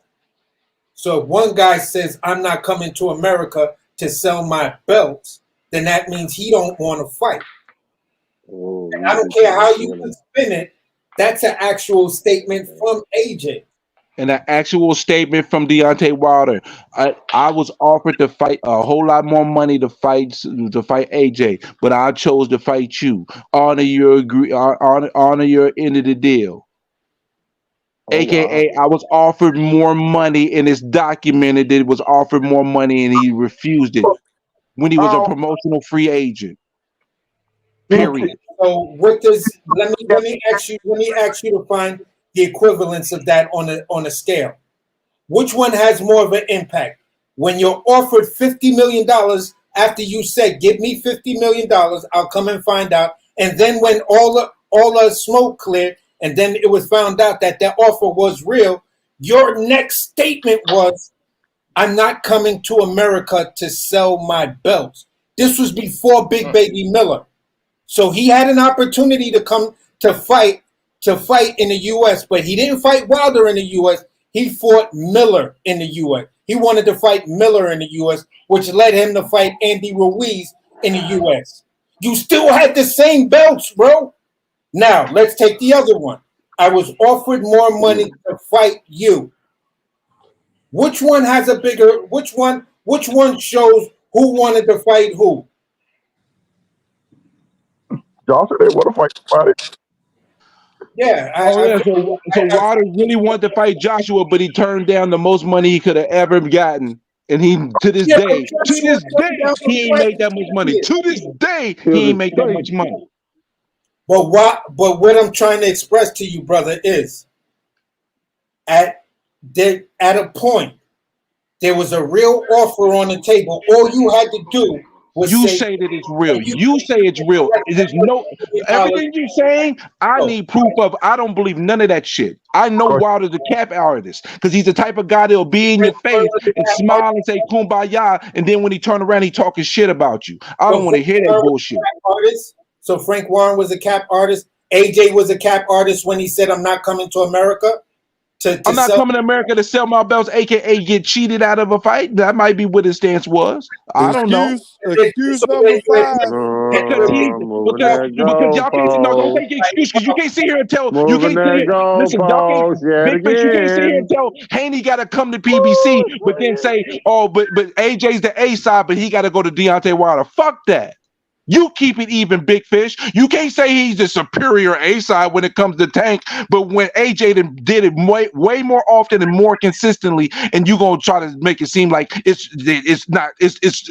cool that he goes to Deontay Wilder even though he's the superior A side. Stop the madness. You're the superior A side. What was your counter? What was AJ's counter? 3-fight, $120 million deal. That's the counter. 3 fights, $120 million, more than any other offer he's ever had on the table to this day, and that's a fact. Brim, that's 3 years you can't dispute that. You can't dispute that. That's a fact. It's 3 years later after you said, I'm not coming to America. That wasn't 3 years later, brother. That wasn't 3 years later. Who had nothing. You were willing to fight Big Baby Miller, who had nothing to offer, like undisputed if you would have fought Wilder. How much later was it, Brim? How much? If it wasn't 3 years later, how much later was it? What year did he fight Andy Ruiz? The same year he got his ass knocked out. Yeah. All of that happened between 2017 and 2018. So what's the answer, bro? That wasn't 2017. That wasn't. It wasn't 2017. It was 20. It was either. It was 20. It was it 2018, and then the rematch was 2019. To be early 2019, if I'm not mistaken. It was still happening. Rematch was in December of 2019. The rematch was in December 2019. Over in Saudi. Yeah. The offer was before that. No, that was AJ running like a motherfucker. AJ's $120 million off. The $120 million offer was before that. Hey, Brown, then recently, before they had the fight over in Saudi Arabia, right? They're talking about Joshua and Wilder fighting if they both went. Then Joshua just came out and said out of his mouth even before the fight take place, I'd rather go fight for the IBF day than a fight Wilder. Exactly, Golden. He'd rather Exactly. they asked him a question. No. The Yep. context matters. Yep. They asked him a question. The fight was already signed and sealed and delivered, so that don't mean shit. What you talking about? They asked him a question. Would you prefer the Wilder fight or would you prefer the belts? He said, I would prefer the fight for the belts because the belts mean more to him. But the Wilder fight was already signed, sealed, and delivered. If Wilder had did his part, they would have announced it in the ring that night. So stop it. Even now, with the bad performance Wilder had right now, AJ still don't want to fight him. The fight lost its value. It ain't about AJ. The Saudis don't even want to put the money up for that fight, bro. That's who's paying for the fight. Stop the bullshit. 3 motherfucking times. The man just lost all 12 rounds, bro. How you know the Saudis don't want to put the money up that quick, bro? Where can you show us? Where's the fight at? If they did, where's the fight at? Where's the fight at? They would have a fight announcement. Where's the fight announcement? Brimley, hold on. Let me get my question. It's not a DAZN show. It's not the zone don't own the rights to everything. They just broadcast it. Brimley, can I ask you a question? Eddie Hearn don't run this shit. Can I ask you a question, bro? Okay. How do you know that the Saudis don't want to put money up for that fight? Because if they did, the fight would still be the fight would be announced. Don't give a fuck about no goddamn money. So how are you saying? Because if they cared, if they did, the fight would still be happening. Because Eddie Hearn doesn't run this. Eddie Hearn saying that. No, that ain't it's not. Saudis. No, listen. On the Saudis. Eddie Hearn does not run the damn not show. The Saudis. Say that. Stop. The Saudis run the show. Stop misleading people who are Saudis listening. run the show. But Eddie Hearn was the lead promoter of the event. Said they don't want Eddie the fight. Hearn. Not the Saudis. Eddie Hearn is not the lead promoter, bro. Eddie Hearn is not the lead promoter. Bro, I can vividly remember Eddie Hearn saying that they didn't want the fight. That we didn't hear that coming from the Saudis. See, you see what he's trying to do? Nobody is saying Eddie Hearn runs the show. Nobody's saying the Saudis run the show. But on record, we all know the Saudis are in control. They got the money. Duh, Brim. But the Saudis are not on record. You don't speak Arabic, and they ain't got nothing on motherfucking paper saying that they don't want the fight now. That's some shit you making up to fit your fucking narrative for the night, bro. Stop. Yo, the Saudis. No, y'all stop. Where's the value in the fight after a man just lost 12 rounds? Let's keep it real. The value of the fight. Where's the value of the fight? Everybody on this panel except for you still want to see that fight. And you still want to see it. Congratulations to y'all. I'll still watch the fight if they make it happen, but y'all capping. Okay. Yeah, you'll watch it. Exactly. So that fight still has value, bro. Stop. Round, bro. But you don't want. But you didn't watch part of the fight. A different conversation. Brim, you ain't gonna pay for that fight if you get made? Because I know you like to pay for fights. You ain't gonna buy that fight? If it's $40, yeah. Oh my God. If it's $80, fuck you know ain't no fucking fight. That fight ain't gonna be no fucking $40. So just say yes or no, bro. This last event was $40, bro. Hey, Brim, let me ask you. The last event was $40, Big Fish. Hey, Brim, let me ask you. Does both Wilder and AJ have 3 losses, and both of them have a loss against a guy that they should have beaten? Ding, ding, ding. How did you lose? Huh? I don't want to hear that. No, I'm only saying why fans would still want to see that fight, because Wilder should have beat Parker and AJ should have beat Ruiz. They both have that in common. I wish we had a poll up. Would you prefer to see AJ fight Deontay Wilder, or would you rather see AJ fight or Deontay Wilder? No, not just Herkovich, because Zilly Zhang's on the table, and so is Nagano. Huh? How is Zilly Zhang on the table? Because they said these are the names that's on the table. They said these are the names that's on the table. They said Herkovich, Zilly Zhang, and Nagano. They put that out. It's already out there. That's out there. They already put it out there. Y'all gonna be that dumb? It's out there. They already announced who they targeting for the fight. AJ, the biggest fight for AJ. He only has, but you can't see it. He only has 2 fights. That's the biggest fight for AJ. If he goes the IBF route and fights Herkovich for the IBF title, that puts him at. But that may not happen because they may not strip him in time because the fight. Listen. The biggest cash fight for AJ is with Wilder in Saudi Arabia, and them Saudis will do it because they just gave Wilder a crazy ass Bentley. Listen to me. The reason why, at first, I was thinking it's going to be the Herkovich fight, but the reason why it may not be that fight because look at the timeline. When is Fury and Usyk fighting? February 17th, right? You're going to want to announce your fight before February 17th, right?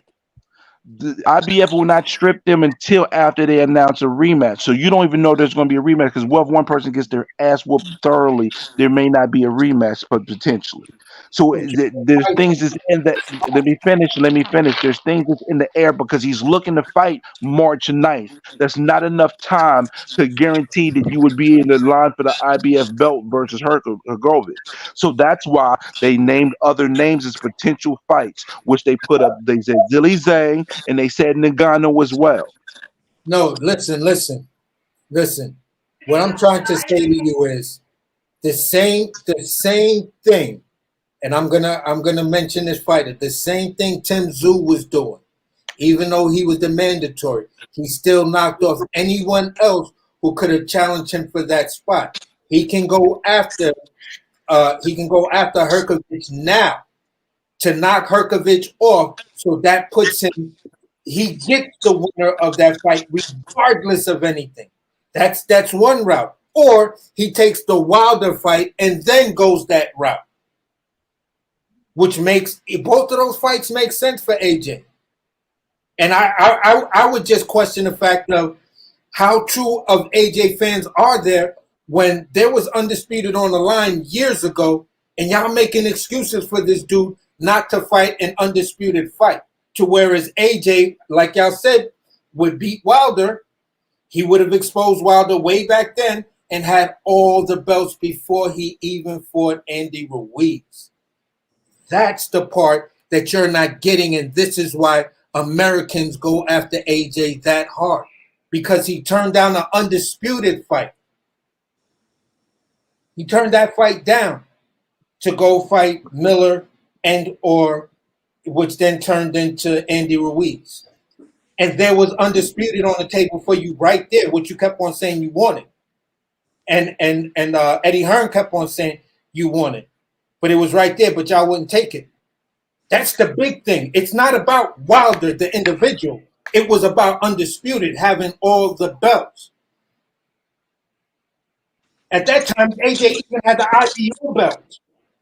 So he literally had every belt. But what happened, bro?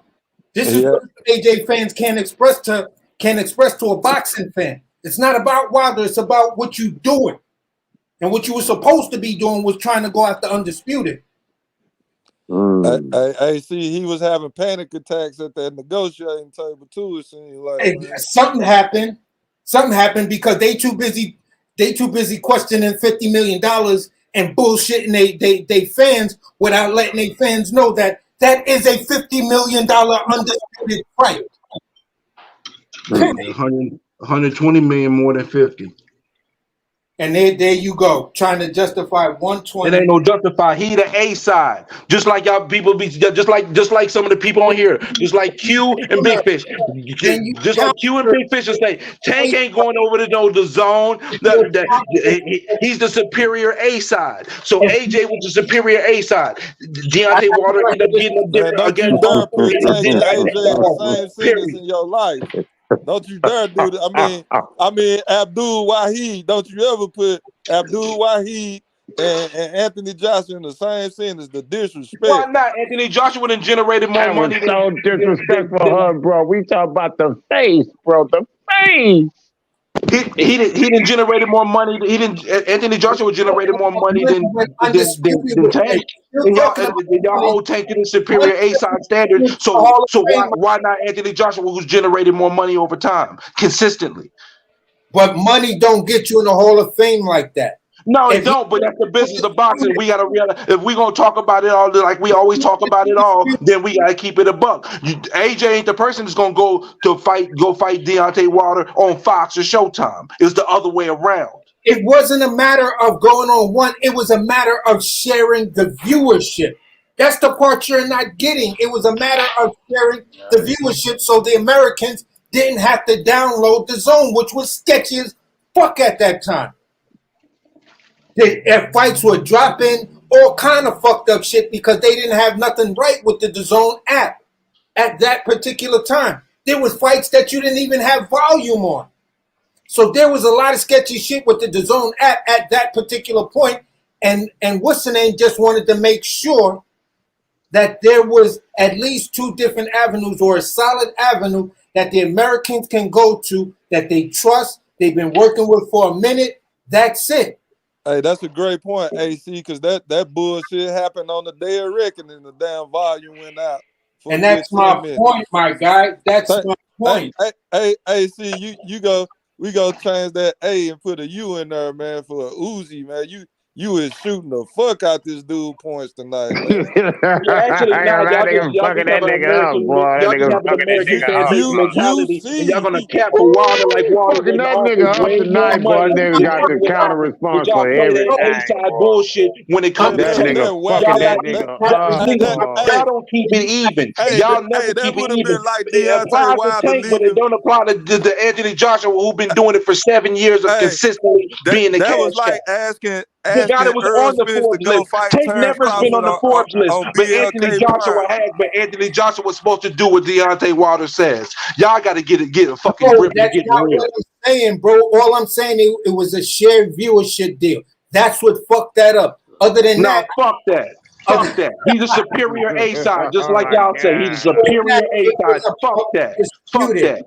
So then AJ should look, guess what? You know why Anthony Joshua was a superior A-side? Because at the end of the day, Deontay Wilder still had to come over his side and still fucked up the bag because his ass can't fight. So at the end of the day, all I'm saying is back then, 2016, 2017, 2018, Undisputed was the fight to be made. Like I said, your boy had every other belt except the WBC. I'm just saying he basing that off the Parker win. And Parker didn't really lose AJ like that either, man. You gotta you talking real. He even had the IBO, my guy. So I'm trying to figure out if what would the boxing landscape be, right? AJ became undisputed. I'm gonna give you this. AJ beats Wilder. AJ becomes undisputed, right? He has every belt, including the IBO. Then he goes and he wants to fight Miller or whoever. That means AJ is that guy, with the exception of being lineal champion. That was the only thing, and I'm quite sure they would have stripped Tyson Fury of that linealship for inactivity, and then Reed just said, "Listen, Fury ain't coming back. AJ versus Wilder for lineal." So AJ possibly could have been lineal and undisputed. End of the day, I blame Wilder for bringing that big fat bag of milk full of bullshit ass Fury back out of the fucking cave where he was at and let him beat wouldn't have been no Tyson Fury if AJ would have been Wilder's partner way back then. They would have been going back and forth, probably those two guys in the first one and in the second one for undisputed and lineal championship. Hey, fellas, I hate to cut the discussion short, bro, but I got to get off. I've been on here for 2.5 hours. My son back home, so let's go ahead and wrap the show up, bro. Closing thoughts going out to AC, man. Closing thoughts, my brother. Hey, my closing thoughts is this, man. The landscape for 2024 is going to be pretty interesting. All I got to say is, my man Brim, one love to you, bro. You know how we get down when it comes down to this AJ and Wilder thing. But yo, I'ma just land a plane like that. It was great talking to you guys, man, and everything. And my man down at the bottom, what's your name again? My boy Q. Huh? That's Quentin. You talking about B Master Q? Yeah, Quentin, bro. We got to chop it up because I keep hearing you trying to sneak come at me with he know Brian. I'm talking about Brian Biggs, bro, the guy who used to run Rock Nation. So at the end of the day, man, next show, man, we'll chop it up. One love, guys. It's good. Hey, man, don't be no stranger, bro. No, for sure, man, for sure. I'll be back. All right, shout out to my niggas from New York, man. The BK, stand the fuck up. All right, man, going out to Mitch Hennessy. Closing thoughts, my guy. Hey man, thanks for having me on. Anytime, my brother. Let me be a part of your If panel. y'all hear my son in the background, he wilding out. That's why we getting no good, y'all. Yeah, it's all good, man. Man, look forward to having more discussions on this one. Ready to talk about Tank and Haney again. So just keep the topics coming, you know what I'm saying? And I'm gonna be here. One love, everybody. Appreciate that, Mitch. All right, man. Going out to Goldie Low. Bubba, chill out, man. Going out to Goldie Low. Closing thoughts, my guy. Bubba said it's his goddamn time. He said for us to get the hell on. Y'all hear this nigga over here, man? Go ahead, Goldie Low. And listen, at the end of the day, even now, I still think Wilder with a bad performance he had, it'll still be AJ ass. You feel what I'm saying? I enjoy the show. We haven't had one like this in a long time. But Brimley, you got to do better than 2024. Because 2023, you got your ass when we start off wrong. And I'll see you on the next go right. Q, I'm about to call you in a few minutes, Q. I appreciate that, Goldie. Appreciate you for pulling up, my guy. All right, man. Going out to the General Big Fish. Closing thoughts, my brother. Hey, man, this is a fire-ass show, E3. Thank you. Appreciate y'all for coming in. Everybody out there listening, man, and to the panel. Happy New Year. Hey, man, we starting this year off again like how the past 2-3 years have went. Brimley's record is still the perfect one. A perfect one. This nigga's jabbing that nigga ass. Running that nigga into all counters, man. Tonight it might go up already for Fight of the Year, man. Not Performance of the Year. AC beat this man from pillar to post. Then we Hey, E3, you remember them lumberjack matches where they had all the wrestlers outside the ring? So every time Brim tried to get out the ring, we throw his ass right back in there for AC, man. That was a lumberjack match tonight, man. Hey, shout out to you, Brimley, man. Sometimes you're a good sport, most of the times you're not. Tonight, I'm going to give you a good sportsmanship award for taking that ass whooping, man. Shout out to you, E3. I'll talk to you next time, man. All right, bro. All right, man. Going out to the BFB Master Q. Closing thoughts, my guy. Oh man, this was much needed, brother boy. This was much needed, man. And appreciate shout out to AC, man. God damn, boy, he came in tonight. He beat the fuck out this nigga, man. He beat the fuck out this nigga. That nigga kept that nigga record perfect, boy. That nigga kept that nigga record perfect. Because that nigga could not win on shit that nigga had to say. Nothing, not a goddamn thing. And yeah, AC, we'll chop it up because when you was talking about Brian, I didn't know you was talking about Brian Big. I thought you was talking about this other nigga named Brian that I'm trying to find out about. Serious nigga named Brian, a.k.a. my cousin. I thought you was talking about that Brian. But other than that, this show was awesome, boy. My boy Brim, a.k.a. Brian, boy, he took a good ass whooping tonight, boy. He good sport, boy. I like it. I hope he be okay. I might have to medically suspend that nigga. I don't know. He might have took too much hardest snacks. He might have took too much. He might have took too much punishment tonight, E3. We might have to medically suspend that nigga. He took so much punishment tonight, man. I don't know. We'll have to vote. No. That's all I got. I appreciate you for pulling up, Q. All right, and last but not least, going out to my dog. Let me finish speaking, no, please. Nigga, shut your whole ass up. No, I'm not a hoe, man. Don't talk to me like that, bro. I'm trying to have a conversation with you. Shut the fuck up for a fucking second. Shut the fuck up.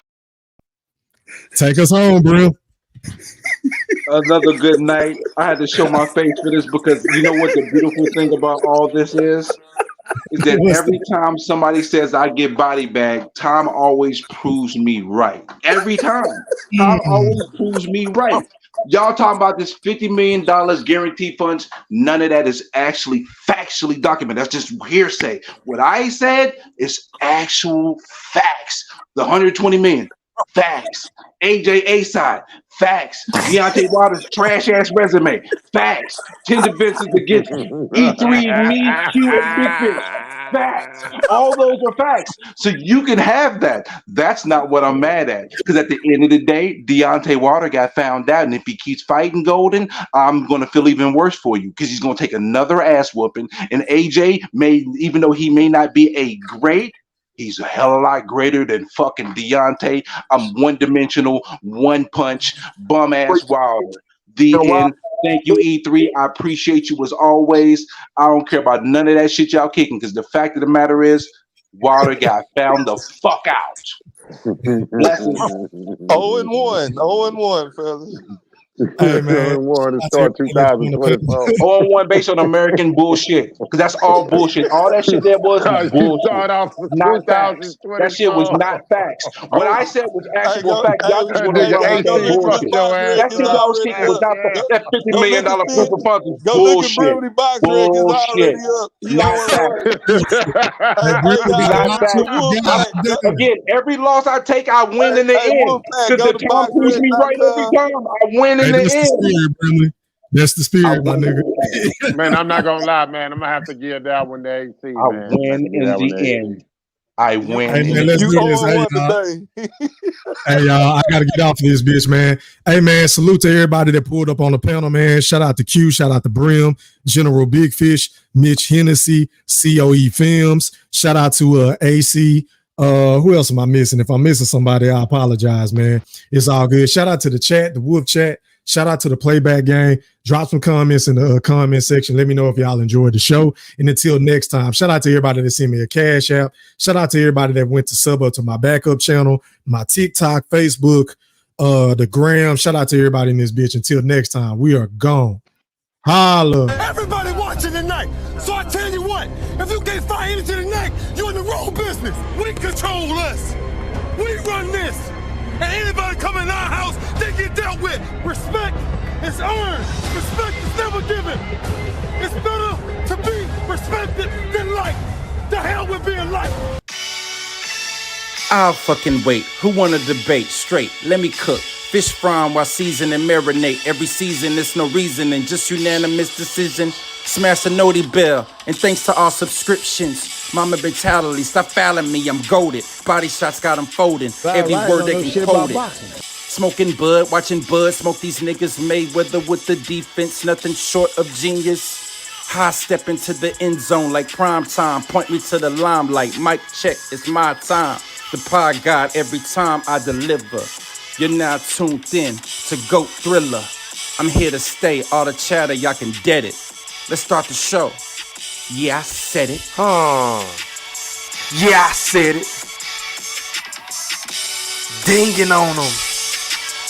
Yeah, I said it.